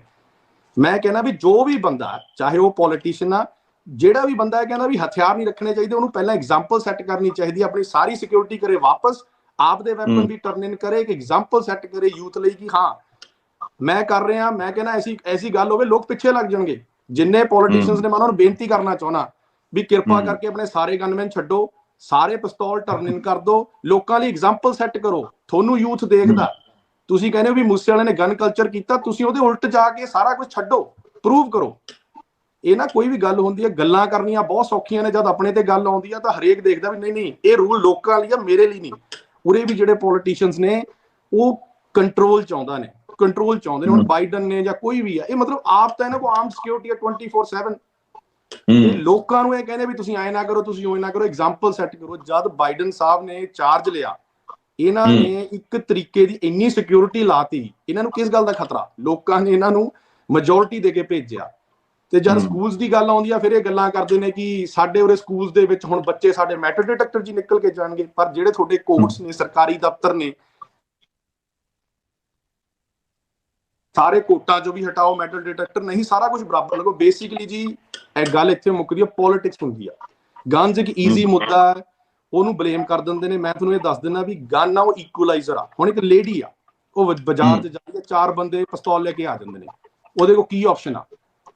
ਉਹਨੂੰ ਸਾਰੀਆਂ ਡਿਮਾਂਡਸ ਮੰਨਣੀਆਂ ਪੈਣੀਆਂ। ਅਗਰ ਉਹਦੇ ਕੋਲ ਪਿਸਤੌਲ ਆ ਤਾਂ she is equal to those 4। ਇੱਕ ਵੈਪਨ ਇੱਕ ਇਕੁਅਲਾਈਜ਼ਰ ਆ। ਹਾਂ, ਟ੍ਰੇਨਿੰਗ ਦੀ ਜ਼ਰੂਰਤ ਹੈ, ਪਰ ਰੈਗੂਲੇਸ਼ਨ, ਟ੍ਰੇਨਿੰਗ, ਡਿਸਿਪਲਿਨ, ਇਹ ਸਾਰੀ ਚੀਜ਼ਾਂ ਤਾਂ ਇਨਕਲਕੇਟ ਕਰਨੀਆਂ ਪੈਣਗੀਆਂ ਨਾ। ਹਰ ਕਿਸੇ ਦੇ ਹੱਥ 'ਚ ਨਹੀਂ ਫੜਾਇਆ ਜਾ ਸਕਦਾ। But when you mean licence, ਸਾਡੇ ਇੱਥੇ ਦੇਖੋ ਲਾਇਸੈਂਸ ਦਾ ਬੜਾ ਸਟ੍ਰਿਕਟ ਪ੍ਰੋਟੋਕਾਲ ਹੈ। ਐਂਡ ਮੈਨੂੰ ਖੁਸ਼ੀ ਹੈ ਕਿ ਤੁਸੀਂ ਸੈਟਲ ਦੇ ਵਿੱਚ ਬੈਠ ਕੇ, ਜਿੱਥੇ ਸਾਡਾ ਲਿਬਰਲ ਗਨ ਕਲਚਰ ਹੈ, ਉੱਥੇ ਬੈਠ ਕੇ ਇਹ ਕੰਸਰਨ ਦਿਖਾ ਰਹੇ ਹੋ, ਕਿਉਂਕਿ ਐਕਚੁਅਲ ਦੇ ਵਿੱਚ ਪੰਜਾਬ ਦੇ ਵਿੱਚ ਸਥਿਤੀ ਇਹੀ ਹੈ ਵੀ ਹਥਿਆਰ ਜਿਹੜਾ ਹੈ ਅੱਜ ਇੱਕ ਕ੍ਰਿਮੀਨਲ ਦੇ ਹੱਥ ਵਿੱਚ ਤਾਂ ਹੈ, ਲੇਕਿਨ ਅਗਰ ਇੱਕ ਸਿੱਧਾ ਸਧਾਰਨ ਆਦਮੀ ਜਿਸ ਨੂੰ ਆਪਣੀ ਸੁਰੱਖਿਆ ਲਈ ਹਥਿਆਰ ਚਾਹੀਦਾ ਹੈ, ਤਾਂ ਇੱਥੇ ਹਾਈ ਤੌਬਾ ਮਚੀ ਹੋਈ ਹੈ ਜੀ। ਅਕਾਲ ਤਖਤ ਸਾਹਿਬ ਦੇ ਜਥੇਦਾਰ ਨੇ ਏਡਾ ਵੱਡਾ ਬਿਆਨ ਦਿੱਤਾ। ਤੁਸੀਂ ਜੀ ਇੱਕ ਐਗਜ਼ਾਮਪਲ ਲਾ ਲਓ, ਹੁਣ ਅਸੀਂ NRI ਆ, ਜਿਵੇਂ ਆ ਮੂਸੇਵਾਲਾ ਸਾਹਿਬ ਦੀ ਵਾਰਦਾਤ ਹੋਈ ਆ, ਮਤਲਬ ਬੰਦਾ ਡਰ ਜਾਂਦਾ। ਜੇ ਹੁਣ ਮੇਰੇ ਵਰਗੇ ਨੇ ਵੀ ਆਉਣਾ ਨਾ, ਤਾਂ ਮੈਂ ਉੱਥੇ ਆ ਕੇ ਹਥਿਆਰ ਲੈ ਸਕਦਾ। ਕਿਹਦੇ ਤੇ ਅਸੀਂ ਰਿਲਾਈ ਕਰੀਏ ਦੱਸੋ? ਈਜ਼ੀ ਟਾਰਗੇਟ ਆ, ਸੌਫਟ ਟਾਰਗੇਟ ਆ। ਜਾਂ ਜਿਹੜੀ ਸਿਕਿਉਰਿਟੀ ਦੀ ਵੀ ਗੱਲ ਕਰਦੇ ਹੋ ਨਾ, ਆਮ ਬੰਦੇ ਨੇ ਅਗਰ ਸਿਕਿਉਰਿਟੀ ਵੀ ਲੈਣੀ ਆ, ਪੈਸੇ ਭਰਾ ਕੇ ਵੀ ਲੈਣੀ ਆ, ਤਾਂ ਬਹੁਤ ਬੜੀ ਗੱਲ ਆ, ਦਿੰਦੇ ਨਹੀਂ ਆ। ਉਹਦੀ ਵੀ ਕੋਈ ਰਿਪੋਰਟ ਚਾਹੀਦੀ ਆ। ਤੁਸੀਂ ਇਹ ਨਹੀਂ ਹੈ ਕਿ ਕੋਈ ਬੰਦਾ ਆਇਆ ਉਹ ਕਹੇ ਜੀ ਮੈਨੂੰ ਸਿਕਿਉਰਿਟੀ ਥ੍ਰੈਟ ਫੀਲ ਹੁੰਦੀ ਆ। ਅਗਰ ਲਾ ਲਓ ਕਿ ਮੈਨੂੰ ਫੀਲ ਹੁੰਦੀ ਆ, ਮੈਨੂੰ ਇਹਨਾਂ ਨੂੰ ਐਕਸਪਲੇਨੇਸ਼ਨ ਦੇਣ ਦੀ ਥੋੜੀ ਲੋੜ ਆ ਕਿ ਮੈਨੂੰ ਨਹੀਂ ਹੈਗੀ। ਉਲਟ ਤੁਹਾਨੂੰ ਸਵਾਲ ਕਰਦੇ ਨੇ ਕਿ ਨਹੀਂ ਤੈਨੂੰ ਨਹੀਂ ਆ। ਤੁਸੀਂ ਪੈਸੇ ਲਓ, ਸਿਕਿਉਰਿਟੀ ਦਿਓ। ਜਿਹਨੂੰ ਸਿਕਿਉਰਿਟੀ ਚਾਹੀਦੀ ਆ, ਸਰਕਾਰ ਤੇ ਜੋ ਬੋਝ ਆ ਉਹ ਨਾ ਪੈਣ ਦਿਓ। ਕਹੋ ਕਿ ਹਾਂ ਬਾਈ ਤੈਨੂੰ ਸਿਕਿਉਰਿਟੀ ਚਾਹੀਦੀ ਆ, ਲੱਖ ਰੁਪਇਆ ਮਹੀਨਾ ਦਾ ਜੋ ਵੀ ਇਹਨਾਂ ਦਾ ਹੈ ਦਿਓ। ਮੈਂ ਕਹਿੰਦਾ ਆਮ ਬੰਦਾ ਸਿਕਿਉਰਿਟੀ ਲੈ ਕੇ ਦਿਖਾ ਦੇਵੇ। ਜਿਹੜੇ ਕਹਿੰਦੇ ਨੇ ਕਿ ਗਨਸ ਛੱਡ ਦਿਓ, ਮੈਂ ਉਹਨਾਂ ਨੂੰ ਪੁੱਛਣਾ ਚਾਹਾਂਗਾ, I would like to do a face to face debate, ਕਿਉਂਕਿ ਮੈਂ US ਦੇ ਵਿੱਚ ਰਹਿਣਾ। ਅਸੀਂ ਸਾਰਾ ਦਿਹਾੜੀ ਫੇਸ ਕਰਦੇ ਆ ਲੋਕਾਂ ਨੂੰ ਜਿਹੜੇ ਕਹਿੰਦੇ ਨੇ ਵੀ ਗਨਸ ਛੱਡ ਦਿਓ। ਜਿਹੜੇ ਐਂਟੀ ਗਨ ਲੋਕ ਨੇ ਨਾ, ਉਹ ਬੜੇ ਅਗਰੈਸਿਵ ਨੇ। ਅਸੀਂ ਪ੍ਰੋ ਗਨ ਕਹਿੰਦੇ ਆ ਵੀ ਤੁਸੀਂ ਨਹੀਂ ਹਥਿਆਰ ਰੱਖਣਾ ਨਾ ਰੱਖੋ। ਜਿਹੜੇ ਐਂਟੀ ਗਨ ਨੇ ਉਹ ਕਹਿੰਦੇ ਨੇ ਵੀ ਸਾਨੂੰ ਹਥਿਆਰ ਪਸੰਦ ਨਹੀਂ ਆ ਤਾਂ ਤੁਸੀਂ ਵੀ ਨਹੀਂ ਰੱਖ ਸਕਦੇ। ਮਤਲਬ ਤੁਸੀਂ ਇਹ ਫਰਕ ਦੇਖੋ। ਉਹ ਅਗਰੈਸਿਵ ਵੀ ਨੇ, ਉਹ ਤੁਹਾਨੂੰ ਭੱਜ ਪੈਂਦੇ ਨੇ ਵੀ ਤੂੰ ਹਥਿਆਰ ਰੱਖਿਆ ਛੱਡ ਇਹਨੂੰ। ਮਤਲਬ ਆਮ ਬੰਦੇ ਦੀ ਹਿਫਾਜ਼ਤ, ਮੇਰੀ ਹਿਫਾਜ਼ਤ, ਮੇਰੀ ਫੈਮਿਲੀ ਦੀ ਹਿਫਾਜ਼ਤ ਮੈਂ ਡਿਸਾਈਡ ਕਰਨੀ ਆ, ਠੀਕ ਹੈ ਜੀ। ਅਨਲੈਸ ਕੋਈ ਐਸਾ ਮਾਹੌਲ ਬਣ ਜਾਵੇ ਵੀ ਜਿੱਥੇ ਕ੍ਰਾਈਮ ਖਤਮ ਹੋ ਜਾਵੇ, ਈਵਲ ਖਤਮ ਹੋ ਜਾਵੇ, ਤਾਂ ਅਸੀਂ ਹਥਿਆਰ ਛੱਡ ਦਾਂਗੇ। ਅਮਰੀਕਾ ਦੀ ਅਗਰ ਤੁਸੀਂ ਹਿਸਟਰੀ ਦੇਖ ਲਿਓ, ਅਮਰੀਕਾ ਦੇ ਕਨਸਟੀਟਿਊਸ਼ਨ 'ਚ ਲਿਖਿਆ ਹੋਇਆ ਕਿ ਅਗਰ ਸਰਕਾਰ ਤੁਹਾਡੇ ਨਾਲ ਧੱਕਾ ਕਰਦੀ ਆ, ਮਿਲਿਸ਼ੀਆ ਫਾਰਮ ਕਰਕੇ ਸਰਕਾਰ ਓਵਰਥਰੋ ਕਰ ਦਿਓ। ਸੈਕੰਡ ਅਮੈਂਡਮੈਂਟ ਆ, ਦੂਜੇ ਨੰਬਰ ਦੇ ਅਮੈਂਡਮੈਂਟ ਆ। ਇਹਦੀ ਇੰਨੀ ਇੰਪੋਰਟੈਂਸ ਦੀ। ਪਹਿਲਾ ਹੈ freedom of speech, second is bear arms. ਤਾਂ ਹੀ ਅਮਰੀਕਾ ਦੇ ਵਿੱਚ ਜਿੰਨਾ ਮਰਜ਼ੀ ਪੋਲੀਟੀਸ਼ੀਅਨ ਜ਼ੋਰ ਲਾ ਲੈਣ, ਇਹ ਗਨਸ ਬੈਨ ਨਹੀਂ ਕਰ ਸਕਦੇ, ਕਿਉਂਕਿ ਆਮ ਪਬਲਿਕ ਨਹੀਂ ਚਾਹੁੰਦੀ। ਆਮ ਪਬਲਿਕ ਨੂੰ ਉਰੇ ਦੇ ਸੁਪਰੀਮ ਕੋਰਟ ਨੇ ਕਿਹਾ ਕਿ ਅਗਰ ਤੁਹਾਡੇ ਤੇ ਅਟੈਕ ਹੋ ਰਿਹਾ ਤਾਂ ਪੁਲਿਸ ਵਾਲਾ ਕੋਈ ਦੇਖ ਰਿਹਾ, ਉਹਦੀ ਕੋਈ ਡਿਊਟੀ ਨਹੀਂ ਬਣਦੀ ਤੁਹਾਨੂੰ ਰੋਕਣ ਦੀ, ਅਗਰ ਉਹਨੂੰ ਲੱਗਦਾ ਕਿ ਤੁਹਾਨੂੰ ਬਚਾਉਣ ਦੇ ਚੱਕਰ 'ਚ ਉਹਦੀ ਜਾਨ ਜਾ ਸਕਦੀ ਆ। ਹੁਣ ਤੁਸੀਂ ਮੈਨੂੰ ਇਹ ਦੱਸੋ ਕਿ ਕੌਣ ਤੁਹਾਡੀ ਹਿਫਾਜ਼ਤ ਕਰੇਗਾ? ਮਤਲਬ ਮੌਕਾ ਵਾਰਦਾਤ ਤੇ ਤਾਂ ਤੁਸੀਂ ਆਪਦਾ ਡਿਫੈਂਸ ਆਪ ਕਰ ਸਕਦੇ ਹੋ, ਤੁਹਾਡੇ ਹੀ ਹੱਥ 'ਚ। ਹਾਂ, ਟ੍ਰੇਨਿੰਗ ਦੀ ਲੋੜ ਆ ਬੰਦਿਆਂ ਨੂੰ ਥੋੜਾ ਜਿਹਾ। ਹੋ ਸਕਦਾ ਕਿ ਜਦ ਤੁਸੀਂ ਵੈਪਨਸ ਨਾਲ ਟ੍ਰੇਨ ਕਰਦੇ ਹੋ ਨਾ, ਬੰਦਾ ਯੂ ਫਿਗਰ ਆਊਟ ਕਿ ਇਹ ਗੋਲੀ ਹੈ, ਇੱਕ ਵਾਰ ਚੱਲ ਗਈ ਤਾਂ ਵਾਪਸ ਨਹੀਂ ਆਉਣੀ। ਹੁਣ ਮੇਰੇ ਸਿਨੈਰੀਓ 'ਚ ਲਾ ਲਓ, ਮੇਰਾ ਮਾਈਂਡਸੈਟ ਇਹ ਹੈ ਕਿ ਗੋਲੀ ਉਦੋਂ ਚਲਾਉਣੀ ਆ ਜਿੱਦਾਂ ਮੈਨੂੰ ਲੱਗਿਆ ਕਿ ਅਗਰ ਮੈਂ ਨਹੀਂ ਚਲਾਈ ਤਾਂ ਕੋਈ ਮੈਨੂੰ ਮਾਰ ਦੇਗਾ ਜਾਂ ਮੇਰੇ ਫੈਮਿਲੀ ਨੂੰ ਮਾਰ ਦੇਗਾ। ਲਾਸਟ ਰਿਜ਼ੋਰਟ ਆ। But weapon is an equaliser. ਮੌਕੇ ਤੇ 30 ਸੈਕਿੰਡ 'ਚ ਫਾਈਟ ਹੁੰਦੀ ਆ। ਉਸ ਤੋਂ ਬਾਅਦ ਦਾ ਬੰਦਾ ਜਾਂ ਬੋਡੀ ਚੱਕਣ ਆਉਂਦੇ ਜਾਂ ਬੰਦੇ ਨੂੰ ਜ਼ਖਮੀ ਨੂੰ ਹਸਪੀਟਲ ਲੈ ਜਾਂਦੇ ਨੇ। ਕੋਈ ਹੋਰ ਤੁਹਾਡਾ ending remarks before we wind up this discussion ਜੀ? ਮੈਂ ਜੀ ਸਰ ਇਹੀ ਕਹਿਣਾ ਚਾਹੁੰਦਾ ਕਿ ਜੋ ਮੂਸੇਵਾਲਾ ਸਾਹਿਬ ਨਾਲ ਹੋਇਆ ਬਹੁਤ ਹੀ ਦੁੱਖ ਦੀ ਗੱਲ ਆ। ਮੂਸੇਵਾਲਾ ਸਾਹਿਬ ਦੇ ਲੈਵਲ ਦੇ ਸਟਾਰ ਨੂੰ ਤਾਂ ਘੱਟੋ ਘੱਟ 8 ਤੋਂ 10 ਬੰਦੇ ਚਾਹੀਦੇ ਸੀ, ਇੱਕ ਮਿਨੀਮਮ ਪਾਇਲਟ ਚਾਹੀਦੀ ਸੀ। ਉਹਨਾਂ ਨੇ ਪੰਜਾਬੀਆਂ ਦਾ ਨਾਮ ਕੱਲੇ ਇੰਡੀਆ 'ਚ ਨਹੀਂ ਪੂਰੇ ਦੇਸ਼ 'ਚ ਰੋਸ਼ਨ ਕੀਤਾ, ਚਾਹੇ ਅਮਰੀਕਾ, ਕੈਨੇਡਾ, ਅਫਰੀਕਾ, ਬੜੇ ਤੋਂ ਬੜਾ ਸਟਾਰ ਉਹਨਾਂ ਦਾ ਨਾਮ ਲੈ ਰਿਹਾ। ਮਤਲਬ ਪੰਜਾਬ ਲਈ ਇਹ ਬਹੁਤ ਬੜਾ ਘਾਟਾ, ਮਿਊਜ਼ਿਕ ਇੰਡਸਟਰੀ ਲਈ ਇੱਕ ਬਹੁਤ ਬੜਾ ਘਾਟਾ ਕਿ ਜੋ ਪੂਰਾ ਹੀ ਨਹੀਂ ਹੋਣਾ। ਵਿਕਰਮ ਜੀ ਬਹੁਤ ਬਹੁਤ ਧੰਨਵਾਦ, ਤੁਸੀਂ ਇਹ ਬੜੀ ਇੰਪੋਰਟੈਂਟ ਇਨਪੁਟ ਸਾਡੇ ਨਾਲ ਸਾਂਝੀਆਂ ਕੀਤੀਆਂ ਜੋ ਕਿ ਬਹੁਤ ਲੋੜੀਂਦੀਆਂ ਸਨ, ਤੇ ਮੈਨੂੰ ਲੱਗਦਾ ਵੀ ਥੋੜਾ ਜਿਹਾ ਪਰਸਪੈਕਟਿਵ ਸਾਡੇ ਲੋਕਾਂ ਦਾ ਹੋਰ ਖੁੱਲ ਸਕਿਆ ਹੈ ਤੇ ਹੋਰ ਬਣ ਸਕਿਆ ਹੈ। Thank you so much for joining us.